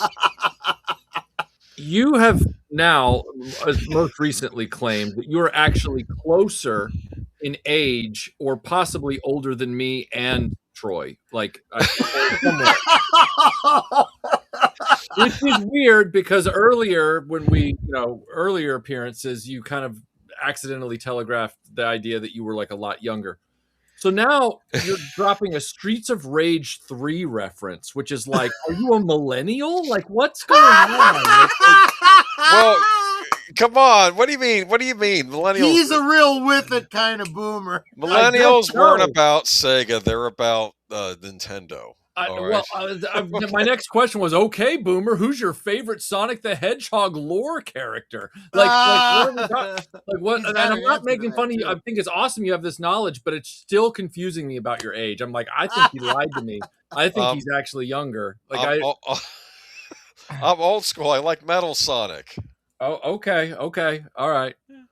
From Sonic CD. Rage 3, but claims he's 50. Like, what? I can't even speak to any of this because you guys are all talking about games I've never heard of. So I don't know. I feel Troy missed out. I think Sega would have been his console, the Genesis, because he was an Atari guy, and I know a lot of the Atari guys. They moved on with the Sega Genesis. Yeah, but. Oh my God! I'm just waiting for you to start talking about Crash Bandicoot, and then I'm going to be like, "What?" Like, well, he has in the past. Yes. Oh my God! Let's wait for the last call about Spyro. Good God! Okay. Oh God! I don't even know what that is. At that point, look. Here's the deal. I don't have a problem with any of these video games. I have a problem with the mind f that is, what is Boomer's actual age, and is he lying? I know it does get anyway. Get kind of baffling. Yeah. We have a topic at hand to get back to. Right. Okay. Just so you know, I had a Nintendo 64, not a PlayStation during that time. So okay. There we go. I went from Atari 2600 to Commodore 64, and before anyone tells me they're re-releasing the Commodore 64, are they? Yes. Are they really? Yes, because they are. I don't think there's enough chips to go around for all the new shit that's coming out now. I need to. You know what? I'm not this Sunday. We'll do it on a Geeky Geezers. We'll talk about whatever they've been working on. But I was Nintendo 64. I had Banjo Kazooie, so it was more Banjo Kazooie than Crash Bandicoot. But all right, well, that's acceptable. I think you guys are just making up words now. So this is what you miss out on. It was mascots. It was all about mascots. What you miss out on when you're an old fart. Atari I'm talking about mascot. 1970s action figures, and he's talking about 1990s video games. Yes, the classics. We'll have to save that for another stream. But anyway, I think so. I thought I would just bring up some random images here and think, Mike, maybe this would jog people's memories. So I don't know if that's this seems to be like the well-to-do hogging all the food. They've definitely had plenty to eat. That's apparently Christmas Day. Please, sir, can I open my gift? No. Farmer Giles establishment. Fair enough. No, servant. But please, okay, you can open it tomorrow. And I assume that was the invention of Boxing Day. Boxing Day, as I understood it when we lived there, Boxing Day's tradition came from the fact that the servants had to work on Christmas Day for the aristocracy to celebrate Christmas. But then the next day, the aristocracy and in some cases captains of industry would give, that was when they gave their workers and employees, whether they were on an estate or in a factory, they gave them their gifts. And so Boxing Day was the workers' day off. It was like their day to enjoy their gifts and everything like that. Okay, so that actually does make sense because we've really for most people in both the UK and in the United States, we've moved away from the almost obligatory servant, households. So, and my understanding is that it eventually morphed into a day of giving and giving to as time went on, it was giving to the less fortunate, or giving it, in an altruistic way. That was the day after Christmas. You received your gifts. Now you give back. You pay it forward in some way. And now apparently, present day, Boxing Day for them is a lot like Black Friday for us, where there's like big Boxing Day sales and stuff like that. Oh, that makes sense. Plus, it gets rid of Christmas inventory you didn't sell. Right. I do remember that when we were in retail, seasonally for the holidays, you knew that Boxing Day was going to be busy because of people coming in to return gifts. Right. They had the exchanges and stuff. Right. Maria, welcome. She says, so traditionally Boxing Day was for good deeds were done and would give to charity, but now it's just become an extra day off and sales.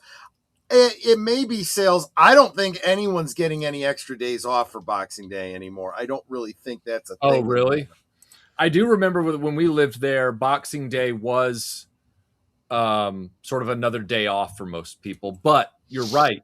From what I've learned over the last few years, there aren't a lot of like store closures and stuff on Boxing Day. That's when stores want to be open. So, and I guess I hadn't really thought about it too much before, but I knew it had something to do with giving gifts to service people. And it made perfect sense because, like, for us, we would always give gift cards to the postman and the guy that picks up the garbage, and all these kind of things. And when are you going to do that? You're going to do that the first business day after Christmas because they've been off otherwise, Right. So, Actually, I give it to them about a week before Christmas so I can actually hand it to them. Well, there's that too. Yeah, exactly. Make sure you're giving it to the person and not their stand-in who you've never seen before, right? Right. But I absolutely get that. I do also know that I plenty of times had wanted to take off Boxing Day when I was in corporate America, and it's like, no, what are you kidding? We already gave you off either Christmas Day or Christmas Eve. You can't now get, and I'm like, what the hell? Am I in a Dickens story or something? Poor excuse for picking a man's pocket. Yeah, exactly. Well, and this is the other thing. I used to work in like law firms and insurance companies where no business is being transacted anyway. Right. It was a waste of time. It's like, fine, I'll show up and earn my paycheck by doing nothing all day. Yep. Yep. Every time. It's the most ridiculous thing I've ever seen. It's the most ridiculous thing. So I'll read this to you. Okay. Boxing Day, Christmas Day happening this year to fall on a Sunday. The following day will be generally observed as a holiday, and we find that there will be no lack of amusement. The return cricket match between Wakefield Club and the Nelson Mechanics Club will take place on that day in the cricket ground near Victory Square, and in the evening there will be a cricketers' dinner at the Wakatu Hotel. The Tasmanian Maid also is laid on for a half-crown excursion for the million, excuse me. And many citizens will no doubt take advantage of the opportunity to travel to Waimea by steam. Isn't that interesting? Well, I don't know what that was from. Is that Australia again? Or New Zealand? I don't. I have no context here. I don't have any context either. It was in the Google image search. That's kind of neat, though. Okay. That's kind of neat, though. Yeah. Cricket was a big thing after Boxing Day, though. I think on Boxing Day, that was a big thing, right? Cricket matches. It makes sense. In some parts of the world. I wouldn't know about that, but I would imagine that's the case. I mean, if you look at, American Thanksgiving, there's always a football game on. True. Yeah. So there you go. Let's see here. Unless you go to Troy's family, then it's The Godfather. Then when I think I told that story last year. The first time we were getting together with anyone from my family at the holidays, I took Netta over to my cousin Diane's house, and she's nervous. She's like, this is the first time. I'm like, they're all totally relaxed. Don't worry about it. Ding dong, ring the bell. The door opens, and all of a sudden, rat-a-tat, in heavy surround sound. the scene where Sonny's getting shot at the toll booth. Oh, right. Yeah. And I'm like, Merry Christmas! It's the Godfather. Mm-hmm. Every year. Is that a you know. Christmas movie? There is a Christmas scene in it, yeah. Okay. But yeah, my family used to watch it every year at Christmas for whatever reason. It's all right. That was just their thing. So here's a picture of Boxing Day. Yes. I do see a lot of boxes in the picture. I mean, so what would the servants get usually? Well, the boxing part came from the fact that they would often get a small gift box. Like that was sort of like, now as far as what was in the boxes, I'd have to look that up real quick, but that's where Boxing Day came from. So it would yeah, be, this, like I said, the idea of having house servants, unless you're aristocracy these days, it really isn't a thing anymore. Right. And also when it came to that whole like paying it forward, sometimes that had to do some parts of the history of Boxing Day say it also stems from not only are you giving your gifts to your workers and employees the day after Christmas, but a lot of people are encouraged to go and give alms at the church, which goes in a box. It's the church. like alms for the poor. That sort of thing. Sure. Okay. Yep. Which in theory you're giving out of the gifts that you've received anyway. So right. And a lot of times for the wealthy employers, the gifts included, food and money, like a bonus and stuff like that. So, okay. Yeah. I don't know how big the boxes were. I assume they were bigger than, say, a World War II gas mask box. So now, was it like color wrapping paper, or was it just more like plain paper that they were wrapped in them? I don't know if they were necessarily even wrapped. That's a good question. Okay. I don't know if they had wrapping paper going all the way back to, Georgian times or whatever it was. So I don't know. When I watched, was it The Lion in Winter, when the royals were giving out the presents, but they were wrapped in cloth. Right. I was just going to say that before they probably reused them year to year. Yeah. Well, because back then, Analog Toys is saying wrapped in newspaper. That makes sense. Okay. Now, obviously, during the Plantagenet era of Henry II, which would have been Lion in Winter, paper would have been a far more valuable commodity even than textiles. So if you can find a cheaper cloth to wrap the box in, that would be better. I like Australian Boxing Day. This is my idea of Boxing Day. In Australia, we start Boxing Day by watching cricket with a hangover and eventually cure the hangover by getting drunk again. Then we fight kangaroos and lose. The only reason you lose is because you were drunk. If you hadn't been drunk, you might have had a fair shot, Tony. I wouldn't mess with a kangaroo. I'm telling you. I know those things will F you up. Yes, I've seen some videos. koalas Although my favorite video was the one where the kangaroo was going after the guy's dog and he punches the kangaroo square in the face. And this kangaroo has this look on his face like, the hell just happened? Right. And then he just kind of bounces away like, this guy's nuts. That's funny. That's funny. Procter & Gamble would give employees a box of navel oranges after Christmas in the 80s. That's very interesting. So I had not heard about that. Now, Michael, do you know the whole connection between Christmas and oranges? I do remember that oranges were a big part of British Christmas. I need to look up exactly why. It wasn't just British Christmas, although I know that it's to this day still a thing in the UK. What? Well, on the series that's very popular right now, All Creatures Great and Small, when the main veterinarian dresses up as Father Christmas each year in green, he always points it out, not that red costume the Americans gave us. Right. He wears a green costume and he gives out oranges to the kids. Right. Instead of like a candy cane or something. Which I don't so this is one of those traditions they're still doing overseas. My grandmother used to talk about oranges at Christmas too. So it wasn't just UK, but it has kind of gone away in the United States and is still being kept alive in collective memory in the UK. And the reason being, again, you go back to the time of Dickens and so forth, you had a lot of poverty, and gifts were the most meager of things. So what children oftentimes got in their stockings were fruits and nuts, things that they did not, these were luxury items from their perspective. Also, citrus, you don't grow a lot of citrus in the UK. That's all shipped in from overseas. So, I mean, truly luxury items. We've become very, especially in the United States, where you can grow anything. We have just about every climate in North America where we can grow things. So we can literally get oranges all year round. We can get all kinds of fruits all year round. It used to be you could only get them in season, and probably only if they were local.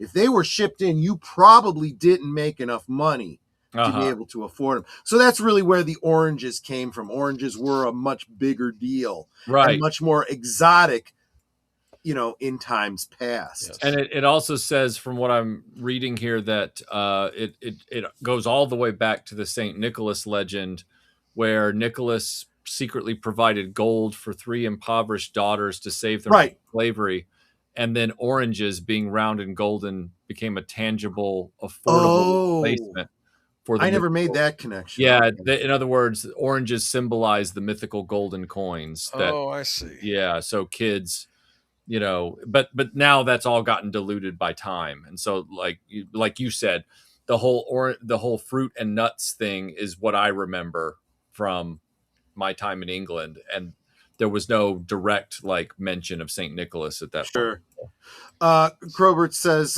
we would take the oranges to church as kids and dress them up with raisins and figs with toothpicks. I was just talking on a stream, what was it, yesterday or the day before. I was talking about how one year Netter and I had done one of these crafts we saw online, where you take an orange and you push cloves into it all around. So it's like an orange covered in cloves. You can imagine that smell between the citrus, because every time you break the skin of that orange, you got that orange oil kind of spraying. So you get this wonderful citrus smell, and then you got the cloves. You hang that in a room, and the whole room just smells like this.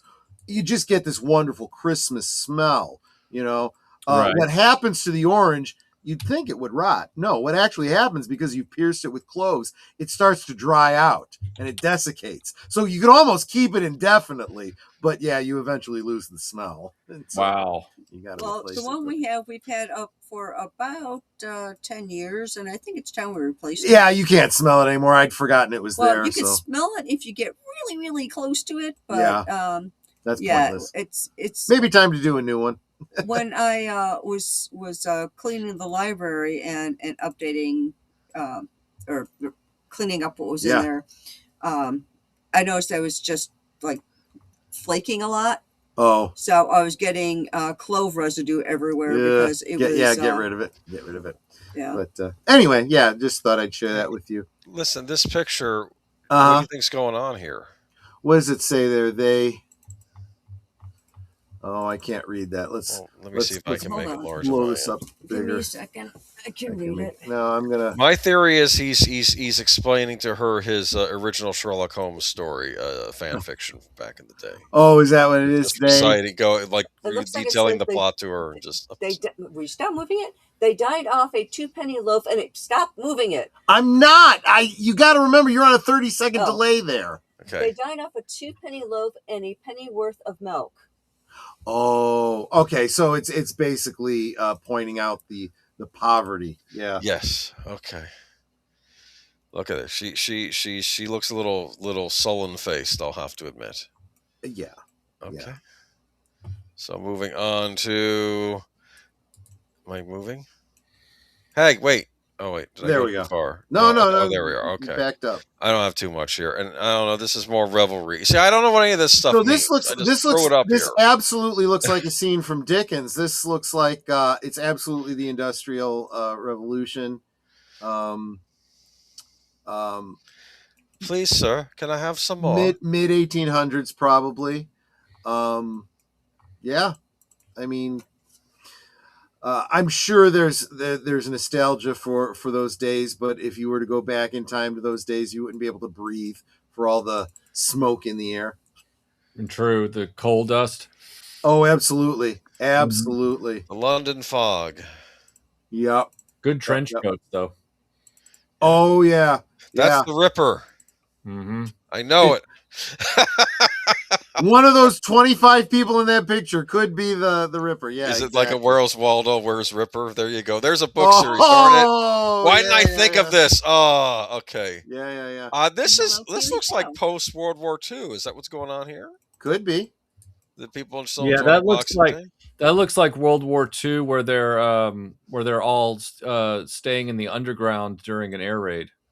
Oh, okay. Oh yeah, very likely. Hey, everybody, good midday from Hong Kong. Welcome, Keely Chow. Good to see you, my friend. We're talking about Boxing Day and post-Christmas tradition. This mistletoe? is kissing under a mistletoe. That looks like it's real mistletoe too. Yes, it probably was. They had the real stuff back then. Yep. And if anyone is joining us like midway and hadn't heard Troy talk about it before, he is looking for 100 members as his goal before the end of the year. We are a mere 12 members short. So if you're so inclined to do a gifty, that would be amazing. Thank you so very much. Tony brings up gifting people Terry's chocolate orange Christmas tradition that I remember well. Yes. Well, here's the thing. I saw, and I don't know if it was specifically Terry's brand, but a chocolate orange at the grocery last week. And I thought about picking it up, but I was like, is it just chocolate that's in the shape of an orange, or does it have orange flavor to it? I believe it has orange flavor in it. Yes, I've had one before. If that's the case, that sounds pretty yummy, and I think I'd want to try it. The ones my mom used to give us when we were kids were actual orange slices covered in chocolate. Really? They were really good. That's interesting. No, yeah, you can do that. This is whole chocolate, but it does have an orange flavor mixed in, and you can break them apart like you would an orange. Like my grandmother told me about those too. I never saw one, but yeah, it was like this solid orb of chocolate, and you could literally break it, and it would fall apart into the orange slices. I got older. Separate orange slices. Yeah, but yeah, my mom's friend was a chocolatier, and she used to serve up literally all kinds of different fruit slices dipped in chocolate. Right. It's an orange flavor. That sounds really yum. I'm gonna have to try this one of these days. Here we go. This is from the early 60s, I think, right? Boxing Day meat and marketplace. So yeah, see, it's still going on even in the 60s. And I'll end here. Yeah. I don't know where this is, but is this Beekman House? So I guess this is celebrate 470 Victorian East Boxing California Day. Street, Oh. 1873. Okay. Victorian costume. What is that? Dawson's share the origins of holiday traditions and the day. Okay, so we got to go back to 1873 and ask them about the traditions from generations before. No, that. I assume this was a recreation thing that was going on, maybe somewhere in the United States. So who knows? Maybe there's a Boxing Day. Oh yeah, because celebration I even just in noticed America. that there's a 7-digit phone number down at the bottom. Historic Jacksonville. I wonder, is that Historic Jacksonville, Florida?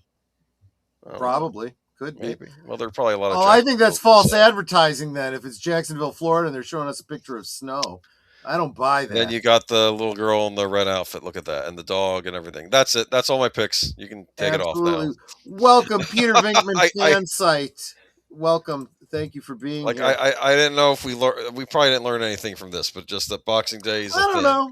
It's kind of nice sometimes to see the visual representations. Remember, there was a time before we had photography, and this was the only way we have a visual representation of the things that happened back in the day. So, just saying. All right. Well, that's it. That's it for the slides. Admission $5. If it was $5 back in 1873, that would have been like, more money than some people made in a year. So. Yep. True. so that also dates it. Yeah. I guess that's the one positive thing about inflation. Hit the wrong button. There we go. We don't even have pennies anymore. Well, there has been a push. I know they've been talking about it for like decades. I know. I'm just saying. And I understand the logic there that there's actually more value to the copper of the coin than there is the value of the face. The one. But they're made out of zinc now. Yeah, apparently it's more than a penny's worth of zinc too. Yeah, so. Apparently I just read an article on that a couple days ago.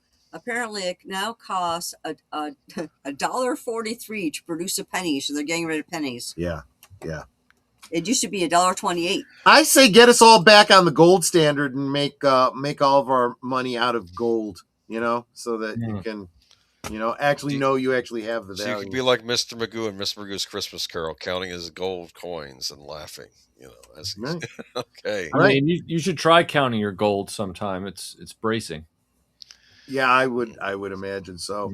That's if you're wise enough to actually own physical gold and actually have the coinage in your possession. Oh, thank you so much. Oh my goodness. Jonathan Conroy gifted 20 last call memberships. Jonathan, were you visited by three spirits last night? Did you mean 20 or did you mean it to be 2? In which case I'm going to have to send you send the money back or something. I don't know, man. That's incredibly generous. I'm going to read these off because they deserve to be spotlighted. Pop culture archivist Andrew Pitt, Rancor Steve, welcome back to membership. The Brain Chew. Okay, the Brain Chew. Keely Chow, welcome to membership. Glad you happen to even be here today. Gorilla's Random Thoughts, you've just been upgraded in membership. Wallace Lang 17E. Hey, Wallace Lang, good to see you again. Real Wade Nation Gaming Clips. Longest Parsec. CK, longest running superhero RPG on Earth. And something tells me that wasn't even all of them. It didn't even list them all. My gosh, that's just incredible. Well, let me see if I see. No, maybe. Sometimes YouTube has a tendency to do them. Look at that. He left you a message. Merry belated Christmas. Oh, I'm clicking on YouTube, and that's not going to bring it up. Merry belated Christmas, Troy and Netter. Thank you so much, Jonathan. Wow, thank you. That is incredibly generous of you. Super. I think you met your goal. I may have done. I will. I'll double check that. And well, we needed 12 at the last count that I had, and that puts you 6 over by my count. Yay. That may very well be. I think. And that means I'm sorry, 8 over. Next week, by the way, saying this a little bit early, next week is the 2nd. Although we'll probably do something on my channel and Netter's channel for New Year's Eve, doing a countdown. And so on New Year's Eve, I will gift those 10 memberships out to 10 random viewers of the channel, and we will all celebrate together. Thank you so much. That's very, very encouraging. I super appreciate every single one of you that has supported us this year and really kept me from becoming despondent about my choice this year. It's been a hard one, and I think I picked the worst time to decide to go YouTube full time. But we reach, my friend. We reach. Hey, yay, Michael's here. Welcome, Samuel Proctor, by the way. You should celebrate by going to see the new Avatar movie. Ugh. I don't think I'll be doing that. I don't think that's how I want to waste the money that has been generously. It's the longest one yet at like 3 hours. Because my favorite activity is kicking myself in my own balls. That's what I like doing. You know what Avatar is? Being a fan of Avatar is like being a fan of packing peanuts. Nobody cares. I mean, you're right. You're right. I know, it reminds me of we just watched, among many other things, on Christmas Eve. We did a marathon of Christmas Fair, and one of the things I played was Christmas on Sesame Street, and Bert and Ernie do their version of The Gift of the Magi, where where Ernie goes and he pawns Rubber Ducky to Mr. Hooper to get a cigar box to give to Bert, so that Bert has something to put his paperclip collection in. Right. And of course, Bert goes and pawns his paperclip collection to get a soap dish for Rubber Ducky. Right. And of course, the big payoff. Spoilers for a 45-year-old special. After they've given each other their gifts, they get a knock at the door, and Mr. Hooper shows up and gives them Rubber Ducky and the paperclip collection back. So happy ending all around. And I was just thinking, even in that particular episode, he's talking about this particular paperclip, license number such and such put out by the such and such company, commemorative year such and such, and I'm like, it's a paperclip. How can you tell? Right. There is nothing sadder than a paperclip collection. Well, that is the most it brought pathetic him hobby joy. I've ever heard in my life. It brought him joy. I mean, Unless that paperclip has eyes and is helping me with Microsoft Word, it ain't special. There you go. Although, I just brought up a comment from Peter Venkman fan site. Remember, no, that wasn't Peter Venkman. That was Egon Spengler, whose hobby was molds and funguses. So, I mean, to each their own, right? Thanks to Robot Chicken, that song is what I think of when I hear Avatar now. There you go. I was upset when my dad bought the DVD of the first Avatar. He watched it and tried to tell me it was better than Star Wars. I told him it's not. Yeah. I mean, it's a thinly veiled poke at colonialism and Native Americans. And Avatar is sci-fi for people who loved Dirty Dancing and The Notebook. And what I mean by that is, those are movies that are, or like the movie Sister Act. Those are movies that like have a big box office draw for Muggles in the moment, but Muggles move on to the next roller coaster. They don't really hold dear the last roller coaster. So Avatar Part 1, I mean, they're talking about how Avatar 3 is already out in theaters. I don't remember anybody talking about Avatar 2 after it left theaters. Nobody talked about it. They're like, yep. It's like, it's just another cinematic roller coaster movie like Jaws 3. Like, who cares? Deleted's calling me to task. Thinly veiled? No, I guess it's not that thinly veiled, I suppose. What was I was gonna say something about that. I don't know. I tortured myself by watching the latest Jurassic World too. No, I don't know why people. A family member wanted to watch it, so I didn't see it in theaters. I saw it at home. I didn't pay money. It was on the stream. Usually is the Scarlett Johansson one. Yes. Oh. I gotta be very careful when I watch RetroBlasting videos, because he will give a critique of a movie that I really liked, but unfortunately he gives a critique that when you think about it, you go, "Damn, he's right." I don't like Saving Private Ryan as much as I did before. Hey, look. If Saving Private Ryan hadn't been a success, oh, it's sad for me to say that. If Saving Private Ryan hadn't been a success, we would have never gotten Band of Brothers. That's true. So, as much as Saving Private Ryan is an awful bait and switch movie, and really should be thrown on the ash heap of cinematic history, it was the gateway drug that gave them the impetus to do Band of Brothers, and for that I'm eternally grateful. But I'm sorry, Private Ryan will never be a companion piece to that miniseries. May it burn in hate. I think it was better than Thin Red Line. I would call both of them. They were both of their time, and may they both burn. I think what happened for me was I saw that opening bit, the storming of, was it Juno Beach? Omaha Beach. Yes. Omaha Beach. And I was so affected by that. I don't think I remember much that came after that. Nobody did, including the critics. That whole movie rode on the acclaim of that first 15 minutes or whatever it was. Yeah. Yeah. And it's like, look, it was a very well choreographed and very well shot first 15 minutes. I argue that it also carries a lot of Steven Spielberg's personal, never having been in World War II, anti-war porn in it as well. Yeah. But we can talk about that later. But what I mean from that is not the realism of the moment. Not that anyone's really pro-war. I mean, no. Nobody's pro-war. What I'm saying is there's everybody's default mode against war.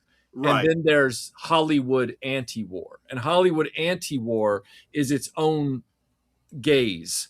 And so, like, even if the Omaha Beach sequence in Saving Private Ryan is realistically depicted from the uniforms, the damage, the violence, all that kind of stuff, what Spielberg focuses on, how he focuses on it, how he moves the lens or positions the lens, how he edits and everything is very Hollywood anti-war. So anyway, it's like a whole thing. I hate the movie. I get it. Yeah. But look, Cameron made some movies that I really liked. He's made a lot more movies that I really don't like. Yeah. And I mean, the best thing Cameron's got going for him is he's not Ridley Scott. You know, he's reminded me of Ridley Scott though lately. That's the thing. Lately, like he's on his way. I'm just waiting for Cameron to do a historical piece and then start saying, "Well, were you there? You don't know." Screw you, Ridley Scott. Right. Ridley Scott, when he's on fire, but he's too happy to play with play nice with the studio. So, like, I actually love the director's cut of Kingdom of Heaven, but I was in the theater when I saw for Kingdom of Heaven, and I saw that theatrical cut, and I was like, my God. And then when I saw the director's cut, I was like, wow, he acquiesced to the theater's demand to fit in more screen times for the theatrical run by shortening the movie. But in doing so, he denied all of these cinematographers, artists, production designers, actors. He denied all of them Oscar nominations by cutting it down to this nonsensical nothing movie. Yeah. It's like, what are you doing? There's another, and if I'm not mistaken, this one's another Michael Crichton story. And I don't even remember the name of the movie. The book was Eaters of the Dead. Oh, 13th Warrior. 13th Warrior. Yes. Another one where I'm like, great book. Uh-huh.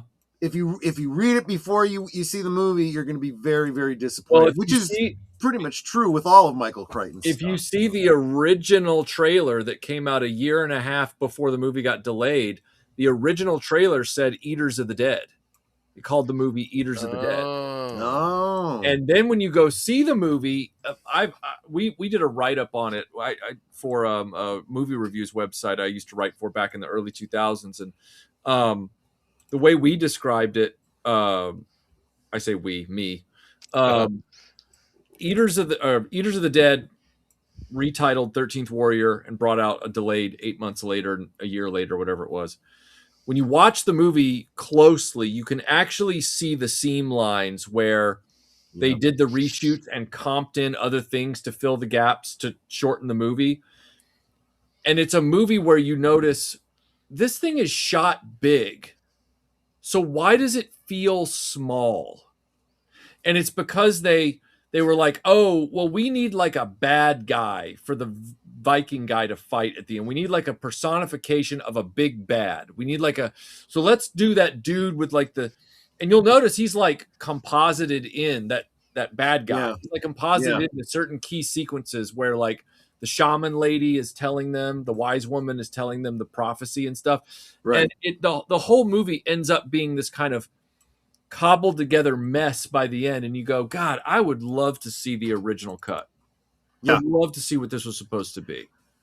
I mean, I could see RetroBlasting do an hour and 45-minute, thing on the deep dive reconstruction on this. If only there was enough footage that had been released in trailers. Yeah, you can't do the same thing you did with Rogue One. Apparently, we've had Rise of Skywalker was completely different before they changed it too.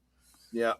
So you got in your Christmas Day live stream, you got a super chat from somebody who was talking about having gotten the E-wing, the Hasbro E-wing. Yes, I from- believe that was somebody named Troy Pacelli. Is that No, right? no. Okay. I was commenting to that person. Oh, okay. He had said that he had gotten it, and I can't remember what was that from Ahsoka. Yes. Was Ahsoka the one that did the? Mhm. And I asked him. I said, "Did you?" I said, "I got that too, and I'm going to be getting a 3D print of the Like laser cannon or whatever it is, that is supposed to be above the canopy." Right. And I said, you can find it out there. A lot of Etsy sellers are doing that. Because and he said, oh yeah, he says, I've got a, what did he say? Was it a pro custom, whatever the droid is, and Wedge Antilles? I'm like, that is the way, you know? Absolutely. I mean, I was tempted by it because it was in the 90s expanded universe. Yep. And it's yet That's another why I thing got it too. Yep. It's another thing that Disney quietly tried to ape back into their weird canon lore, whatever. But I ultimately, like the eclipse in the sequel trilogy. Yes. I'm like, yep, that's the eclipse I remember. This has nothing to do with that movie, though. Yeah, or that comic, though. They're putting Thrawn in there and all that kind of stuff. Now they're talking about, well, maybe I have said that is Thrawn in name only. Absolutely. You need to be. Thrawn is like on the level of Sherlock Holmes Moriarty. Yes. Yes. And that means you need to be intelligent enough to write a character like that. Yes. And nobody at Disney is intelligent enough to write that stuff anymore. No. I'm sorry, but fake cowboy sure as hell isn't, let Right. alone anyone in his writing team. Yeah. So agreed. Sorry. If they got Favreau back, maybe. Maybe. What is going on with modern Lucasfilm too, in the fact that they don't, everything is Star Wars? I mean, I know that's the major thing at Lucasfilm, but they would branch out and do other things back in the day. They would, at least in the games. They've destroyed all of it. They destroyed Willow. They destroyed Indiana Jones. What else is there? What else can they possibly? Well, I mean, if Howard the Duck. Howard the Duck.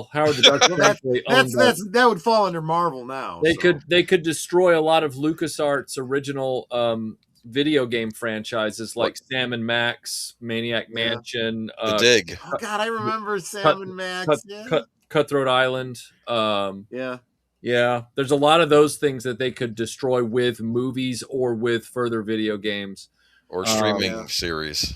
Streaming series. Yeah.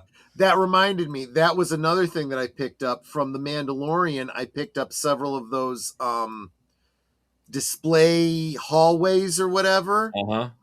Because what I want to do, I also picked up some of those Power of the Force 2 Dark Troopers. Yep. Some of the Dark Troopers from Mandalorian, and the action figure of, is his name Kyle Katarn? Yep. Is that him? To do a Dark Empire display. Yeah. I'm like, screw you, Disney. I'm doing old school stuff. Oh yeah, absolutely.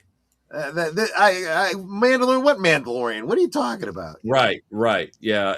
Says the guy who also picked up the Razor Crest. I mean, just again, I was loving Mandalorian at the beginning, so. I'm still convinced there's a way to turn that HasLab Razor Crest into a casing for a functioning kitchen toaster. And in that sense, that's not where I thought you were going to go with that. I thought for sure you were going to say the Serenity from Firefly. Oh, that's also possible. That's fair. Yeah. That's where my head has gone a number of times. When I look up at the bar and I see it, I'm like, I'm not so sure they can take the sky away from me, but just saying. What happened to the Firefly remake Disney was going to do? I remember we had done a report on that years ago. Oh God, I hadn't heard about. Or well, if we reported on it, maybe it was a rumor thing. Must have blocked it out of my memory. Because they were considering doing the remaking Firefly because they own Fox now, so they own Firefly, right? So they. What would be the point? I mean, I'm not saying there is a point. I'm no, just saying I'm that's not what saying they you're go. saying that. I'm Yeah, saying yeah. the universe. I'm saying like, what Right. would be the point of that? Like, I don't know. I don't know. I don't really quite know what's going on at Disney. I think they're trying to bring Marvel back with this Doomsday movie, so Right. that's what they're putting a lot of their stuff focus on. Star Wars, I know they're. I mean, I don't think it's a rumor at this point. They said they're doing it. Aren't they going to be putting out the original theatrical version in 20?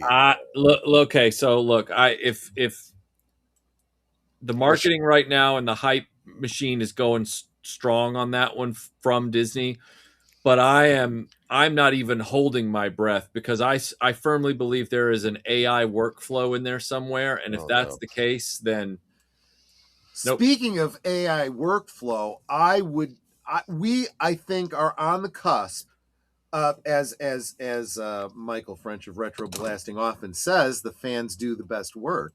I think that a lot of these AI tools are giving fans the ability to start creating the movies that we've always wanted, and give it time. I'm already seeing Dark Empire and Heir to the Empire being done using like Blender and AI voices. And well, I don't know if it's AI voices or like, fans doing, audio. It could go either way. But there's going to be a point where with some of these AI clips that I've seen, people are going to start using AI to start giving us the expanded universe movies we always wanted and never got. All and right.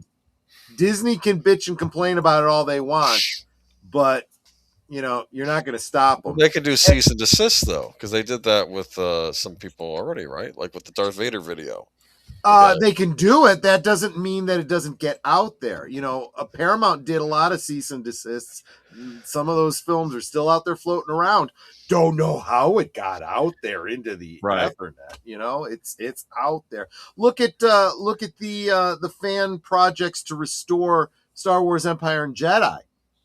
They're out there, guys. Yeah, the 4K 77, 80, and 83 are really the way to fly, and that's no shade on Harmy, who did amazing work for years and years. But yeah, those original reels restorations from 4K 77, 80, and 83, that to me, once that happened, it was like, Disney, you can finally try and play catch up on this all you want, and there'll be some people that'll get rooked. But there was a guy that I was talking to the other day. Unfortunately, he sort of showed his fanboy character in this conversation. He started the conversation. I didn't. It was in DMs. Okay.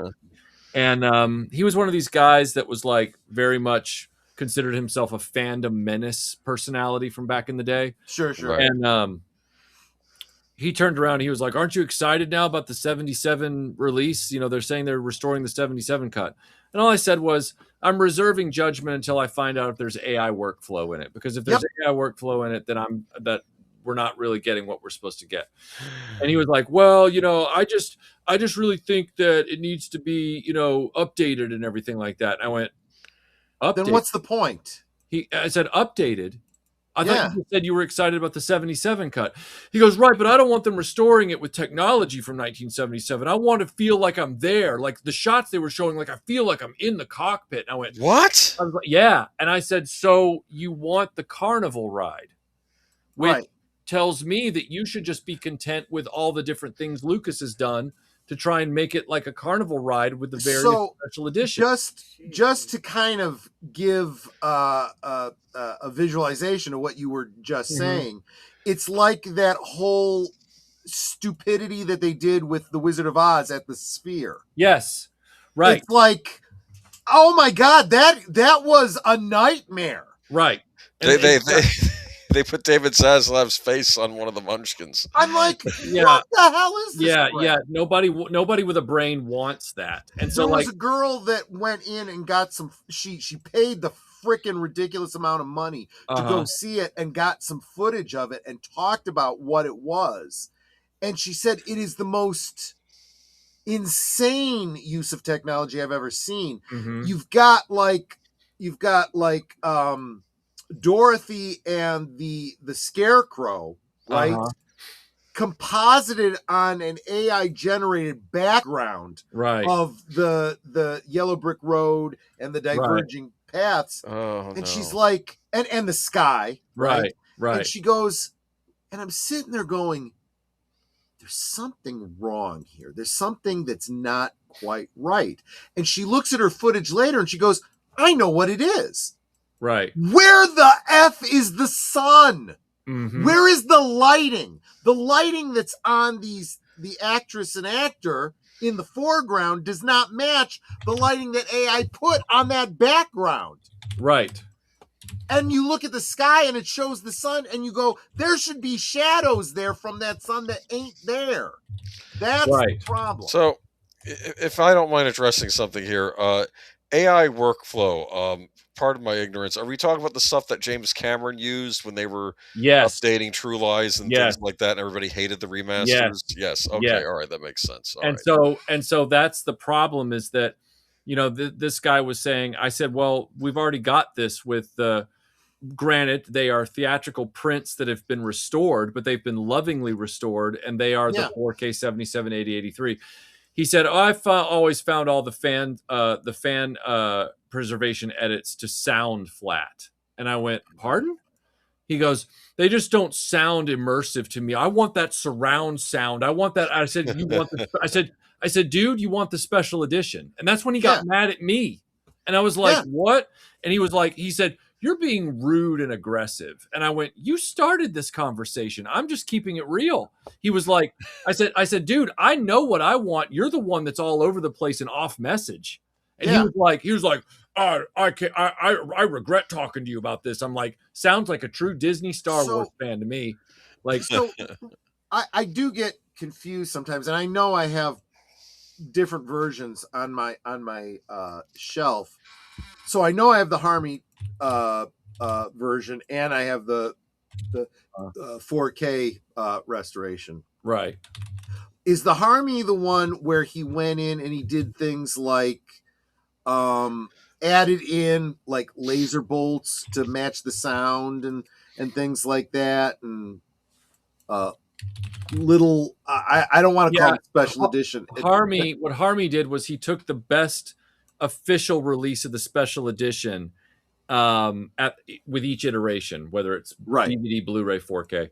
And then what he does is he goes in with elements that he can get from, say, the laser discs, the DVDs, and then uses digital tools to upscale them, make them look better. And then he patches them back in and color corrects everything to make a simulation of the original cuts, where it's seamless for the viewer. Like, the viewer is getting a pretty much seamless experience, but it's more of a, it's them digitally retrograding them. Whereas the 4K 77 project is them preserving and timing original. Gotcha. Yeah. But go ahead. I'm sorry. I remember growing up with when they remastered Vertigo and Spartacus and all them, My Fair Lady, and they were making a point that we're trying to preserve the way it was originally seen back in the day. That was the point of these remasters, not that we're trying to, like you said, turn into a carnival ride.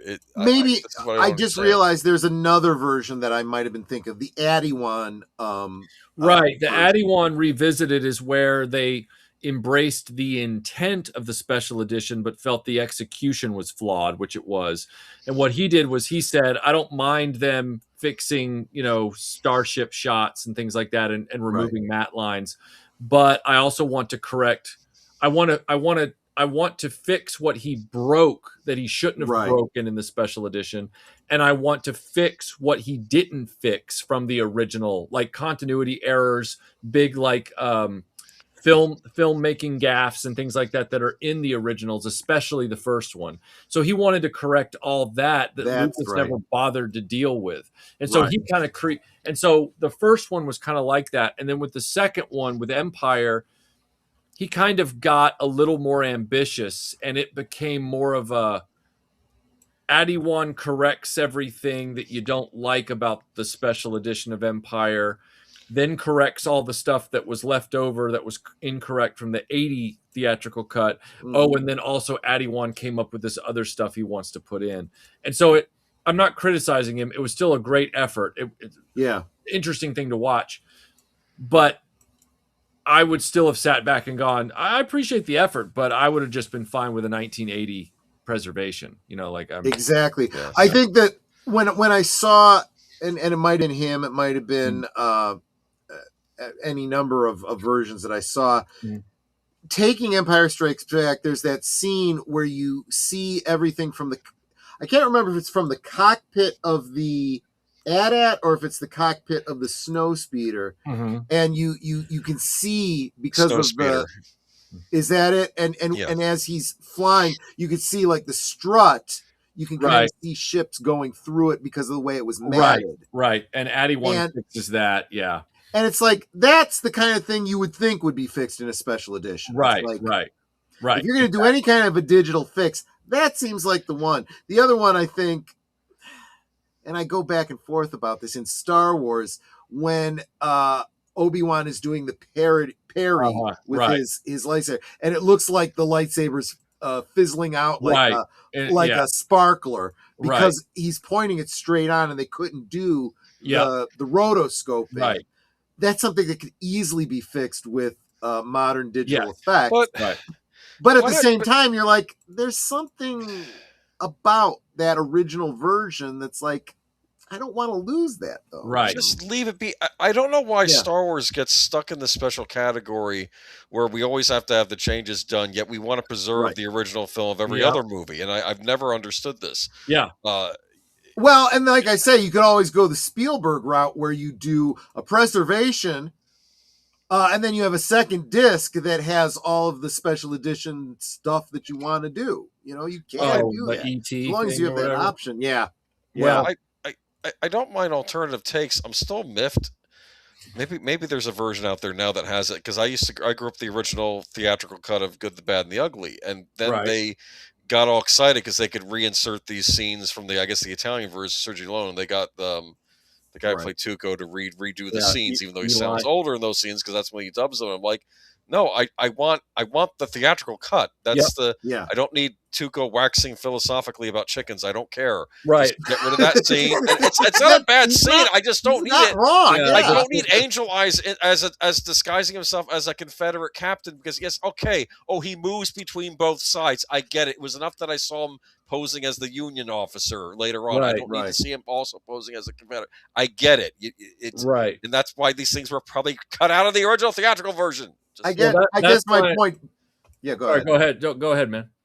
I was going to say, my point being, we only need two versions. If you're going to do a special edition, do a special edition. Give us the original. That's fine. I don't need a Blade Runner that's got 6 different versions. Okay, I don't. Well, with Blade Runner, I was actually happy to just watch the final cut because much like Star Trek: The Motion Picture, those movies were literally unfinished when they came out. Like they really were. Now Lucas can say all day that the first movie was unfinished. All right, I'll kind of give him that, like if he really wants to insist, but he can't say that about the other two. Like the other two, there was no sense in touching those. There comes a point where you just got to say, look, dude, you made your movie, walk away. Right, you're done. Right. You're done. You're done. Yeah. I hate to say it. I have my own theory, and maybe I'm wrong here, but didn't they say Star Wars was saved in the edit room by Marsha Lucas? Yeah, I wonder if this was I wonder if this was about taking away her editing credit on the original movie. Oh well, they think there's even a theory that it was enough that he did it to take away her royalty checks. Oh, interesting. Yeah, in other words, that she doesn't get points if it's a reclassified version, which is really dirty when you think about how every time the special edition would get theatrically released from 97 forward, they would always turn around and add that to the grosses of the original releases in Box Office Mojo. And you're like, well, wait a second. If this is a legally distinct release for many reasons, why does it get to get caboosed onto the original box office tally? Why?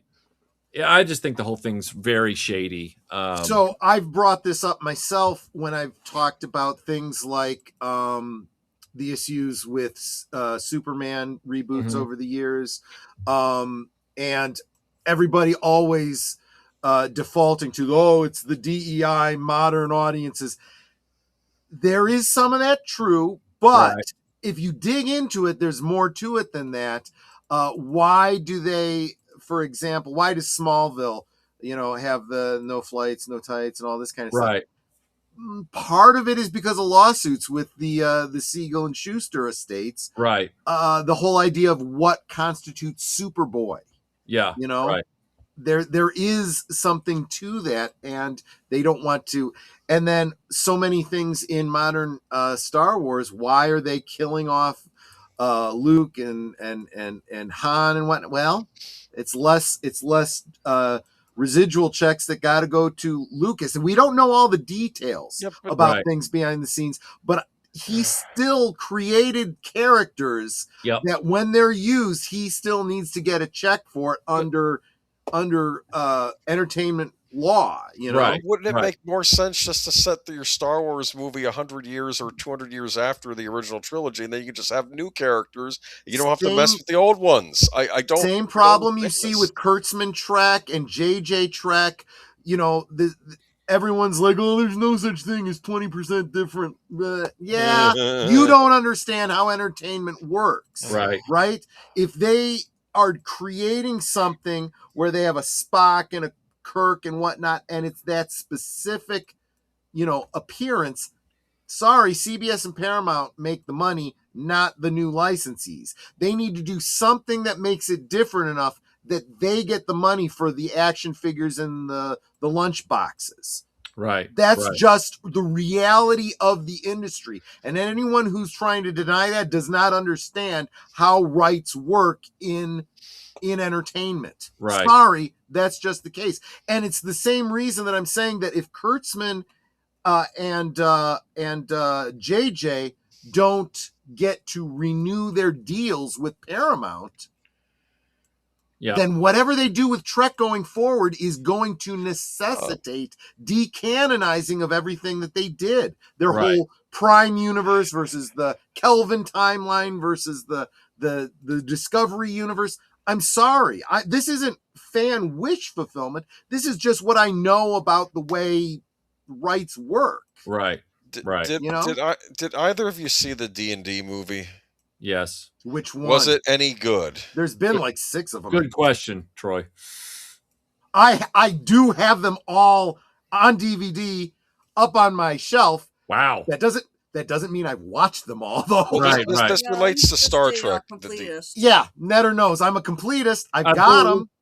Hey, I've got Sheena on Blu-ray. All right, I got no room to. Well, there's plenty of reasons to have Sheena. Absolutely. But it doesn't have to be a good movie. Okay. There's no reason to have Full it. frontal with PG. What are we talking about here? It's like a gift from the Has gods. Melinda gone to bed just before I get you in any more trouble? No, but Boomer, to answer your question, I think I can say this for Troy and myself. We've both seen the 1999, 2000, and the recent Dungeons. The recent one. That's what I'm thinking of. Yeah. Is it any good? I'm not going to say it's like the greatest. Good. Yeah. Well, no, because the screenwriters of that are working on the next Star Trek movie. Oh well, then that's dead on arrival. The Skydance. The Skydance people put them for that to that. Yeah, then no, it's gonna suck. Yeah. There were things that I liked. You're talking about the Chris Pine one, right? Yeah, the Chris Pine D&D movie that came out. Apparently, the screenwriters that are working on a Star Trek. There was an Easter egg in it that I liked. They had an Easter egg of the characters from the D&D cartoon. Yeah. Which was neat.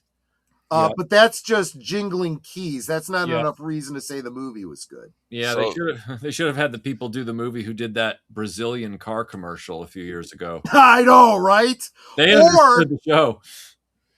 What we need is God.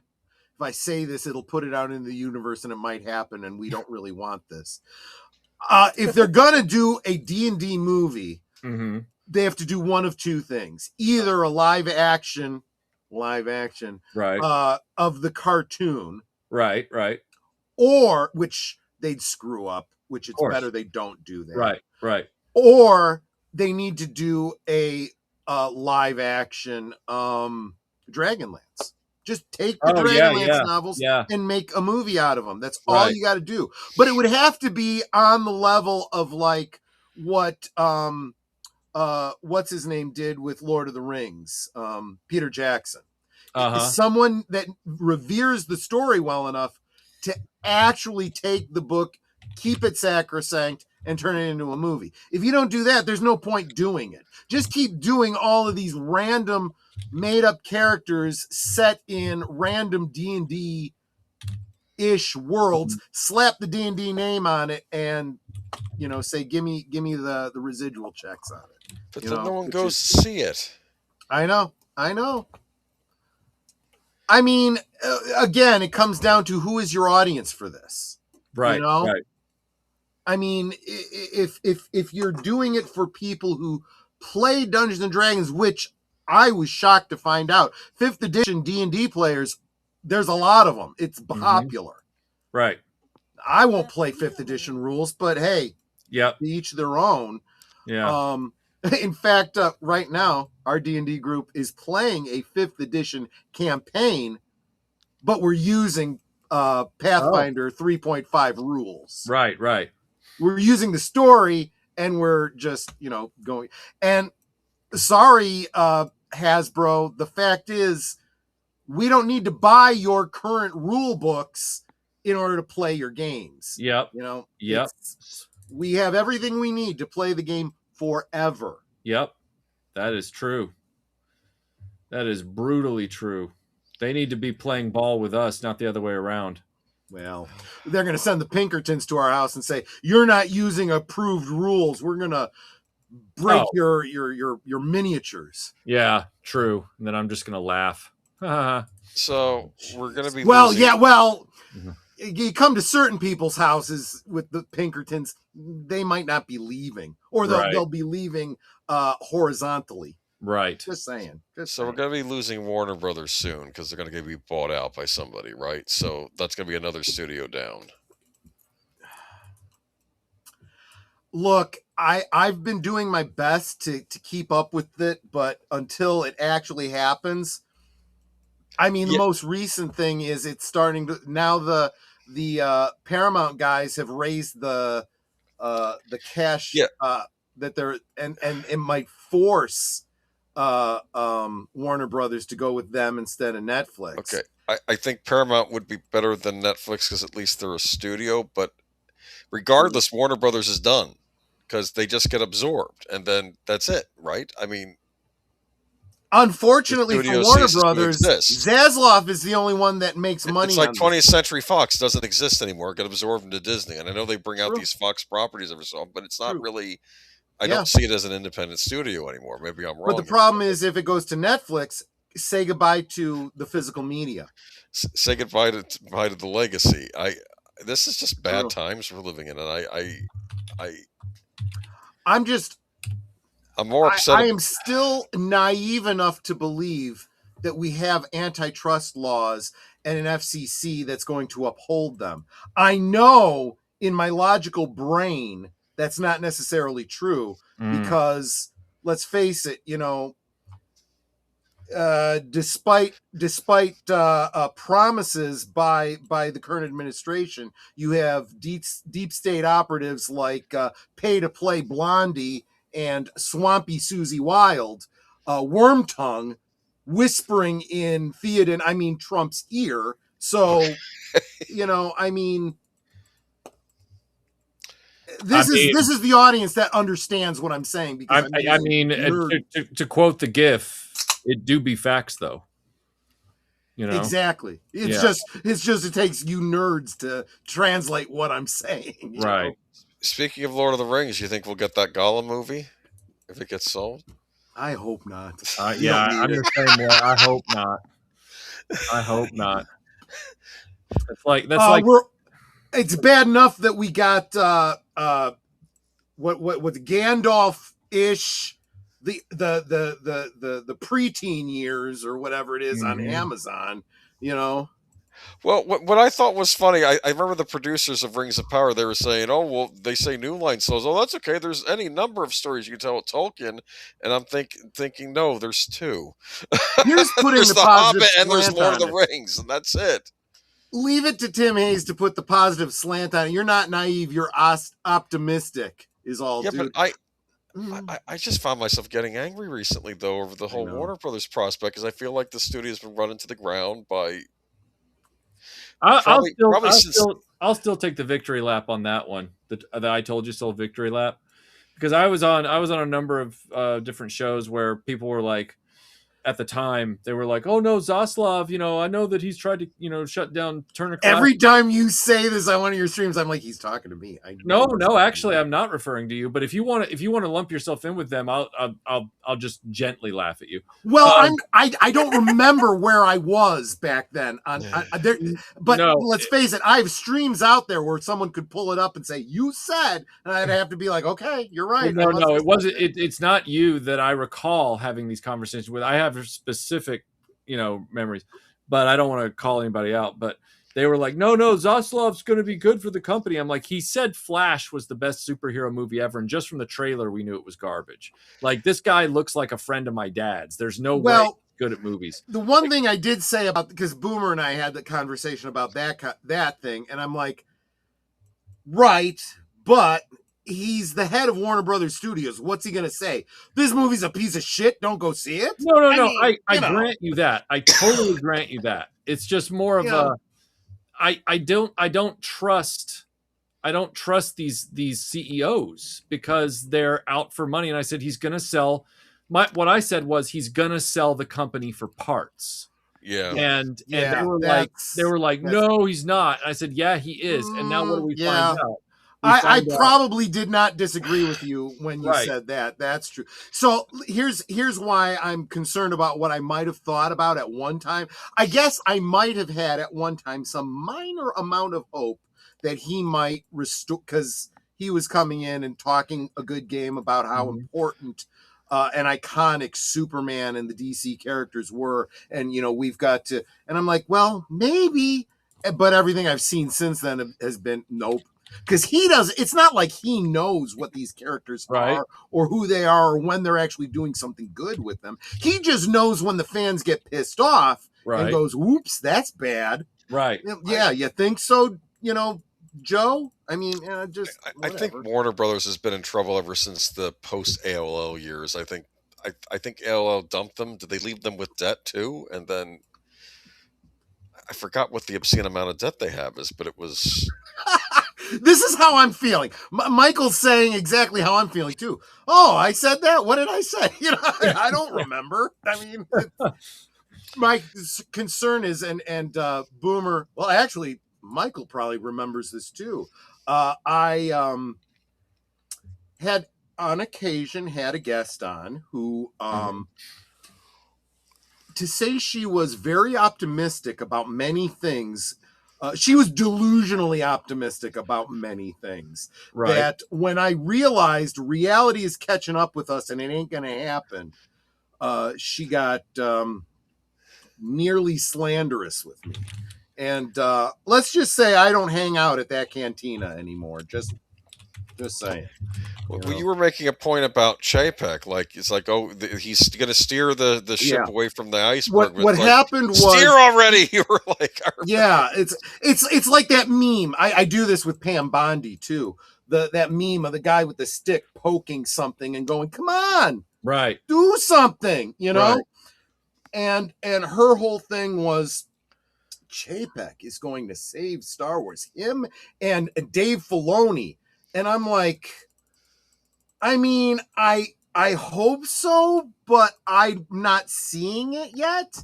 And then as things were going more and more and more, and I saw more and more of this Ahsoka type shit, and I saw how feckless, and I use this word, feckless. Chapek was, I said, look, you can say it's because he's not being allowed to do anything. I don't care what the reason is. The fact is he ain't doing shit. Right. And then when he was out, I'm like, I wasn't wrong, but too late. I'm already persona non grata because Oh yeah, I was right. I got the same pushback on Chapek that I did on my comments about Zaslav. I feel your pain. I really do. It's like you can literally tell people that cliff is coming up. You better stop running toward it. And they're like, nah, there's no cliff. And you're like, there's a cliff. And then they start falling off the cliff and they're like, holy crap, there was a cliff. And you're like, yeah. When I saw that Zaslav was clearly turning on Zack Snyder, well, okay, he's on the right side of this thing. Okay, so I'm okay. I'm with him on this. But then I see, he's going with James Gunn. I'm like, oh crap.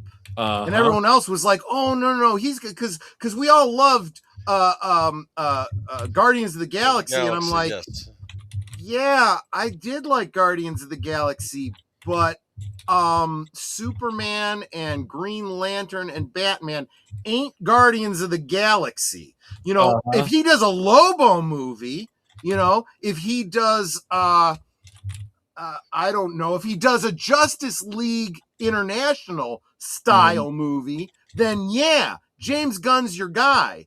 But if you're betting on him to bring us, the iconic characters, you're going to be disappointed. I said, but I'll hold out. And then when I saw things about the Superman movie, I'm like, that's it. I ain't going to see it. I even made a video. I said, I ain't going to be seeing Superman. Right. And it was, I love him. He's a great guy, but he steered me wrong on this one. Tom Connors says, it's not as bad as you think. If you haven't seen it, you need to see it. And I said, damn it. All right, I'll see it. Right. And I saw it. And it was one of those movies where I was like, hey, this is not that good. Right. There were things about it I liked and I wanted to like it.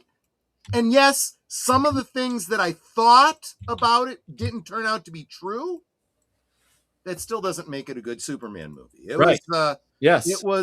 It was that there was a lot of that Justice League International with Guy Gardner in it and all of that. And I'm like, this is all he's capable of doing. And everything I'm hearing about Peacemaker is the same stuff. Yep. And everything I'm seeing in the promos for Supergirl is the same thing. And everyone's getting all squidgy about, it's going to be Lobo. And I'm like, then he should have done a fucking Lobo movie. Right. This is a Supergirl movie. Right. Why are we getting all excited about Lobo in a Supergirl movie? We should be excited about Supergirl.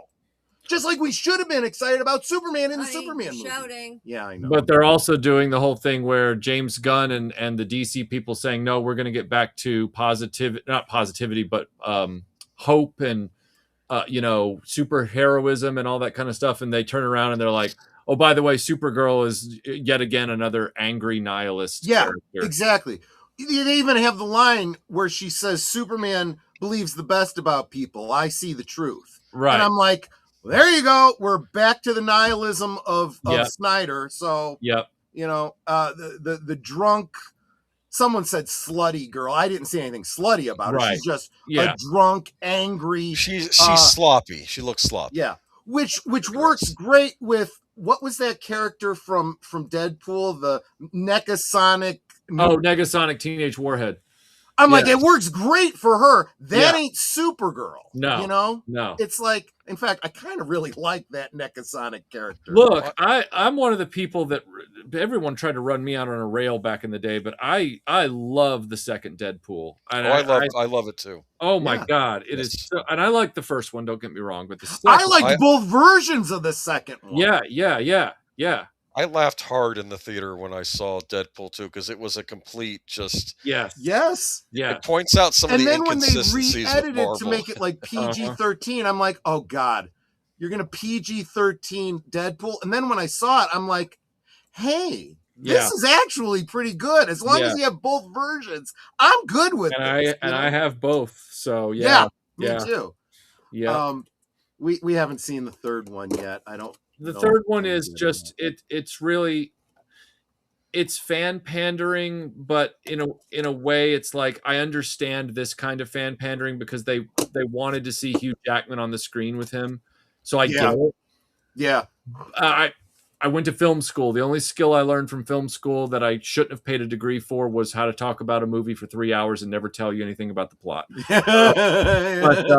But like, I think the disappointment there is that's exactly what they delivered. So in a way, that's good, but it almost disregards what the other two Deadpool movies built, if that makes any sense. And so you're kind of getting this great toy to play with for 2 hours. But when you really stop and think about it, you go, oh, I guess I'm glad they got Disney to do it at all. You know? Yeah. That's all you can really. Yeah. It's not a bad movie. I do think that it's arguably, if Hugh Jackman wasn't in it, it would easily be number 3 out of the 3.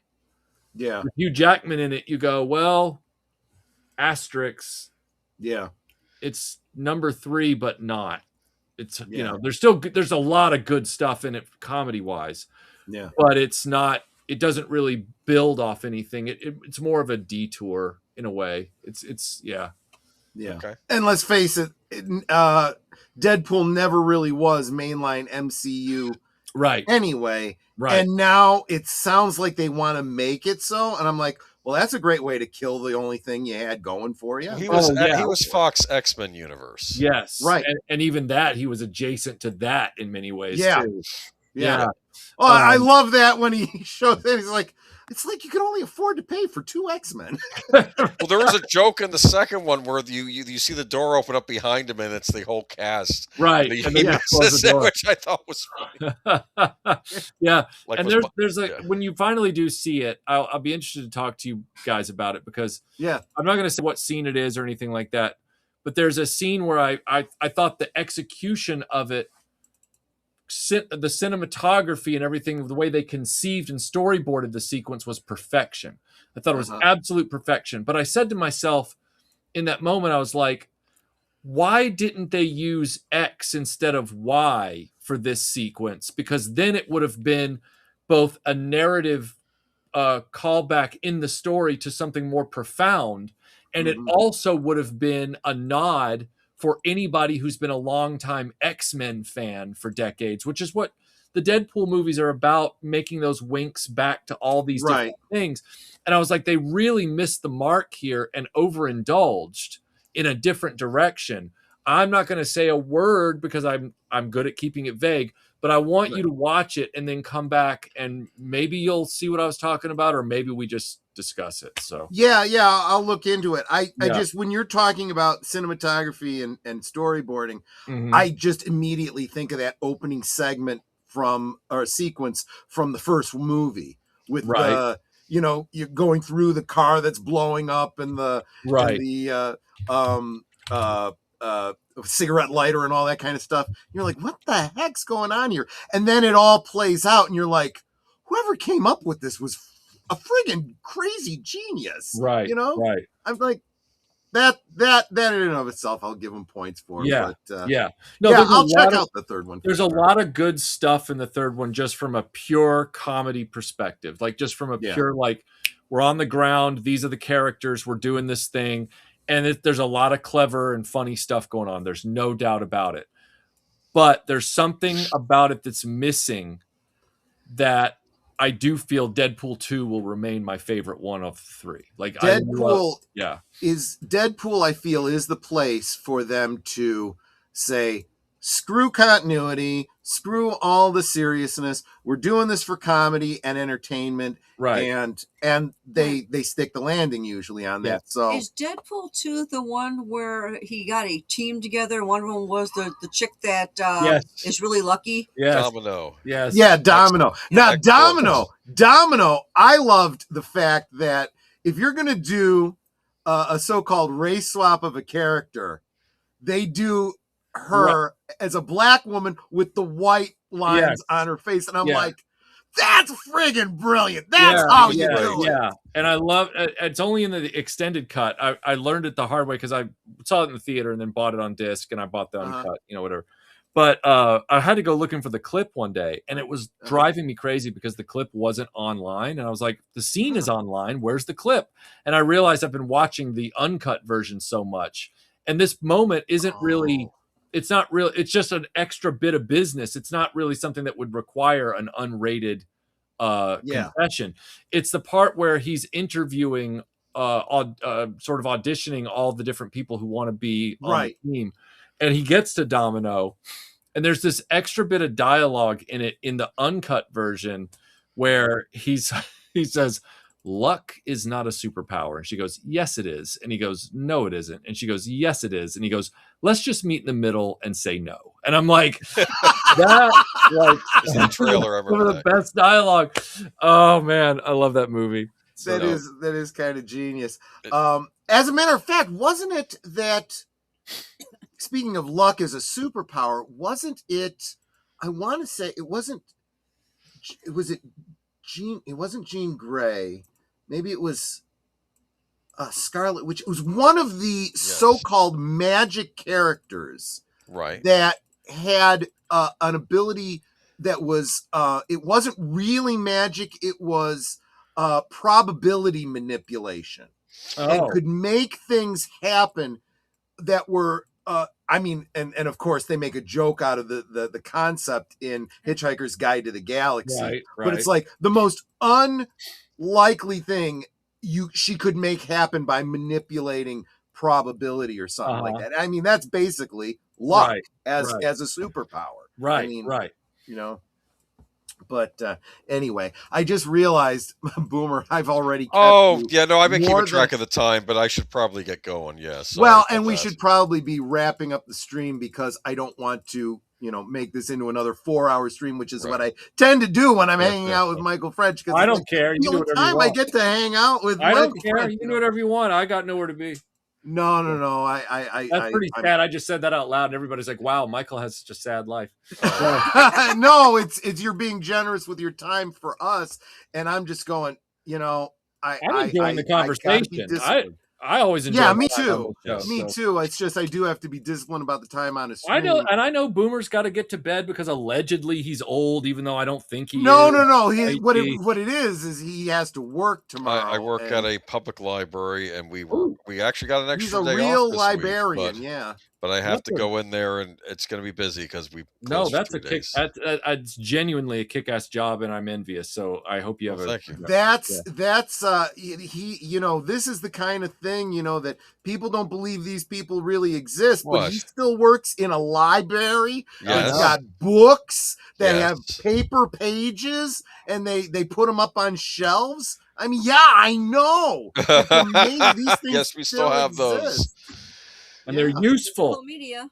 They're useful. You can clobber someone with those. Let me tell everybody here, okay? If you're just listening to audiobooks, they don't double as a way to stop an intruder. All right? That's right. Or hold open a door. A door. Jackie Chan has used these to great effect in many movies. I'm just saying. There you go.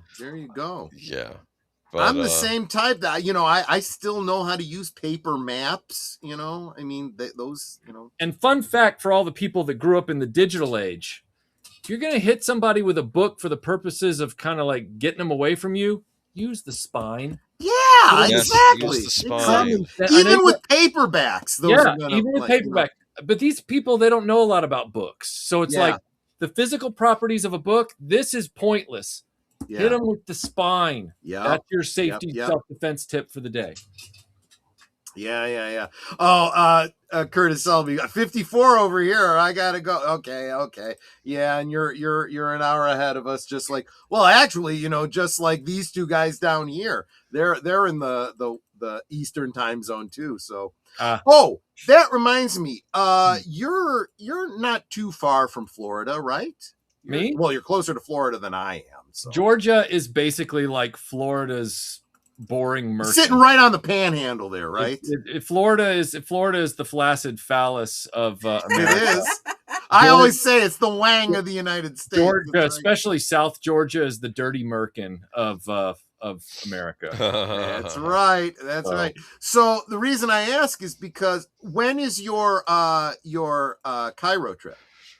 That begins. I leave February 14th. I leave on Valentine's Day, and I'm there for 2 weeks.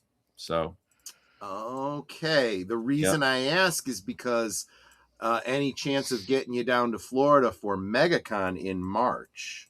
that would be not impossible, but when in March? Late March, early March? Do we know? It's like the 19th to 24th, something like that. Yeah. Oh, okay. Well, that's not necessarily outside the realm of possibility, though my finances will be depleted by then. So, yeah, but yeah. Well, I was going to say that if you wanted to, if you could come down, like Netter and I are probably only going to do like one day at MegaCon. We'll probably do a day or two at Epic Universal Epic Universe. But more importantly, getting together and hanging out with Culture Casino, WDW Pro, Jonas J. Campbell, Andy Masterson, Gary Ambrosia. Right. So, just if you can make it, because you're not that far. Oh yeah, and this guy down here, Aged Boomer, is gonna Yes. he actually came and had dinner with us just did. One day, because he didn't really, it was a last minute thing last year, so he didn't have time to plan it out. But this year, we're gonna get him out there. And he doesn't really drive a tractor. He doesn't. Well, he didn't drive a tractor. You don't know what I do. Yeah, you never know. That's not what you showed up in. So we're gonna say you must have some like other the Straight vehicle. Story would have been 5 weeks later or something. Okay. Yeah. That was a good movie. I'm glad you had me watch that. That was a good movie. That was a good movie. But yeah, let's wrap this up. So Michael, what have you got coming up on your channel that you want to tell people about? The only thing I've got coming up right now, I've got two things. I've got a post-mortem on the McFarlane Superpowers action figure line that I'm working on. We've shot tons of B-roll. I've got a guest interview, all kinds of things. And right now I'm presently editing a sort of, I don't want to call it a deep dive because the video is only going to be about 30 minutes long, but it's a 30-minute retrospective on all of the cinematic versions of King Solomon's Mines, as well as discussing the book by H. Rider Haggard. And that's, for anybody who doesn't know much about that, like every RetroBlasting video, I promise you, if you just give the video a chance, you're going to be entertained and learn something, and it'll be, fun. So exactly. Yeah. And don't forget that in the links below, you got the RetroBlasting merch store. And also his Patreon. Those are in the description below. Go check those out. You can get a Retro Blaster t-shirt. You can get a tumbler. You could get I don't know. Do you have whiskey glasses on yours? I'm sure I could figure that out somewhere. Yeah. There you go. So go find, or you know what? Just check out the streams he just mentioned and drop him a little super chat when you see it. Well, thanks, man. Or if you don't catch the premiere, you drop a super thanks down below. That's how you do that. Hey, Boomer, what do we got coming up? Well, Sunday you and I have Geeky Geezers, and yes, we do. We'll be talking about probably some of the news stories we missed, but there were a few new ones this week too. Couple of gaming news, yeah.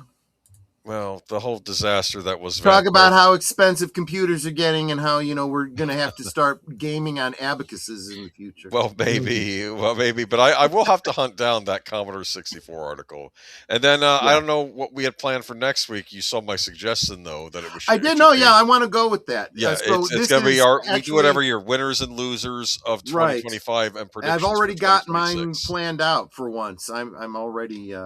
I have my winner. It was hard. I was actually getting angry when I was thinking about the winners because I'm looking at all the Hollywood studios and I'm like, no, you all kind of suck this year.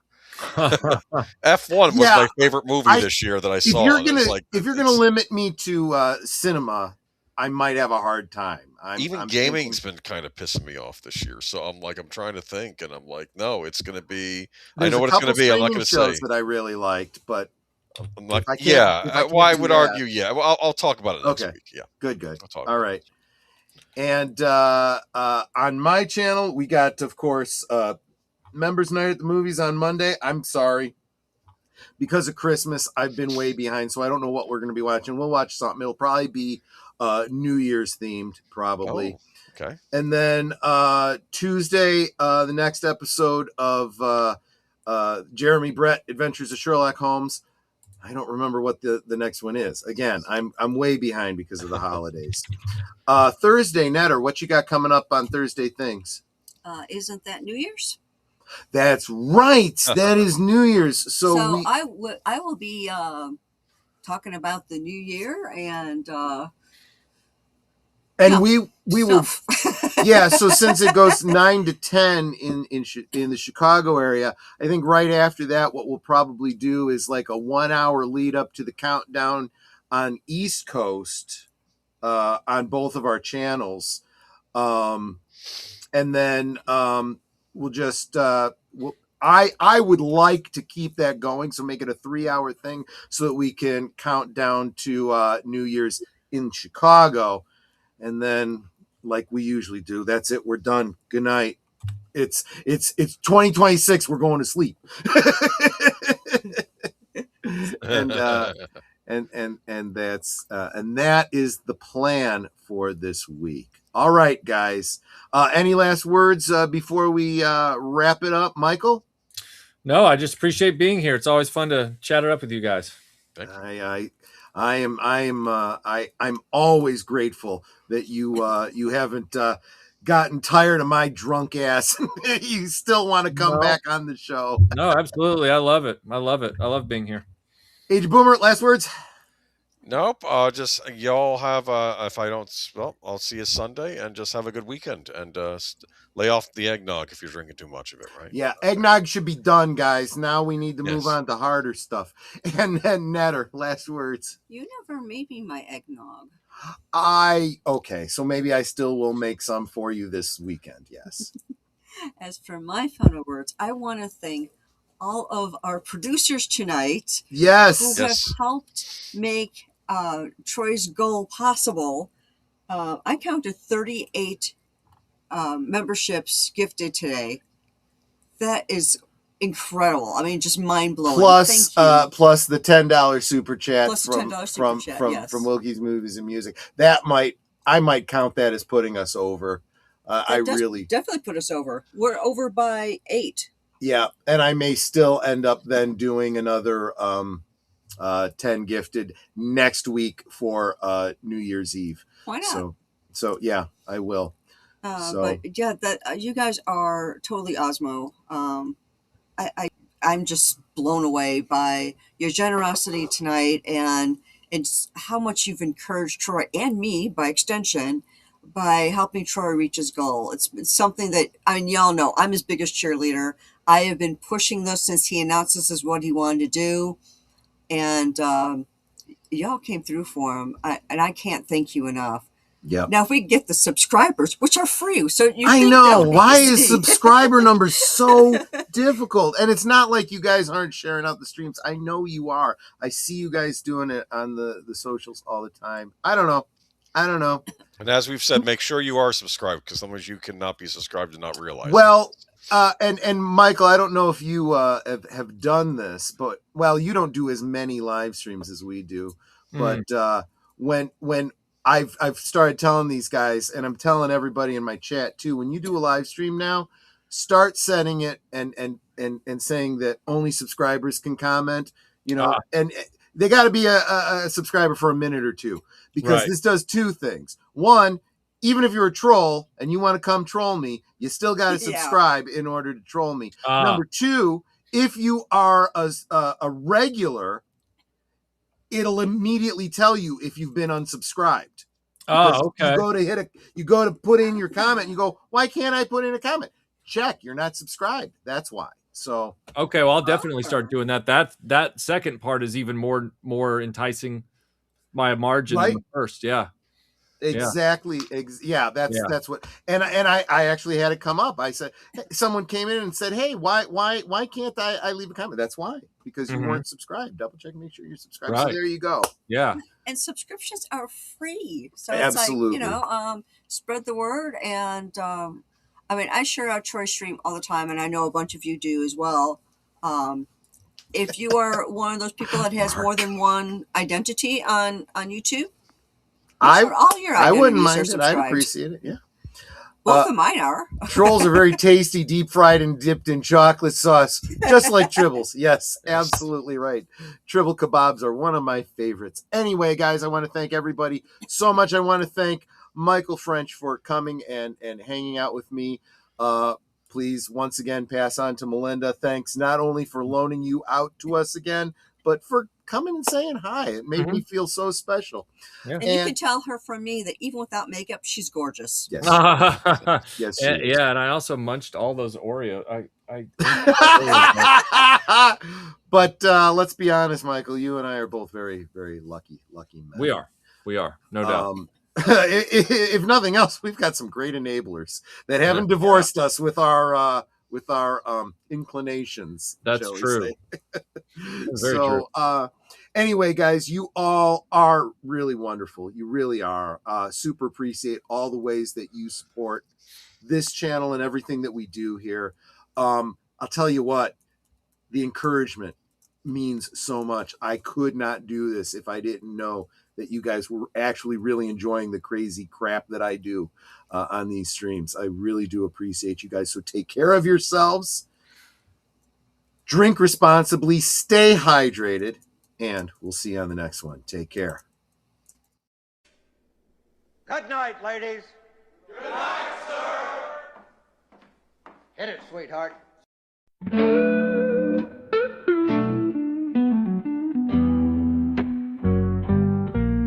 The neon lights are fading, closing time is near. Whispers in the corners, secrets shared sincere. The bartender's polishing the final glass. Time slips away like moving through the grass. Last call for alcohol, make your dreams come true. One more round, friends, from me and you. Let's toast to the night, to the stories we've spun. Here's to the laughter and to what's begun. The shadows are dancing as we linger still. Every clink of a glass, a memory to distill. Beneath this smoky haze, our feelings they unfurl. A tapestry of whispers in this corner of the world.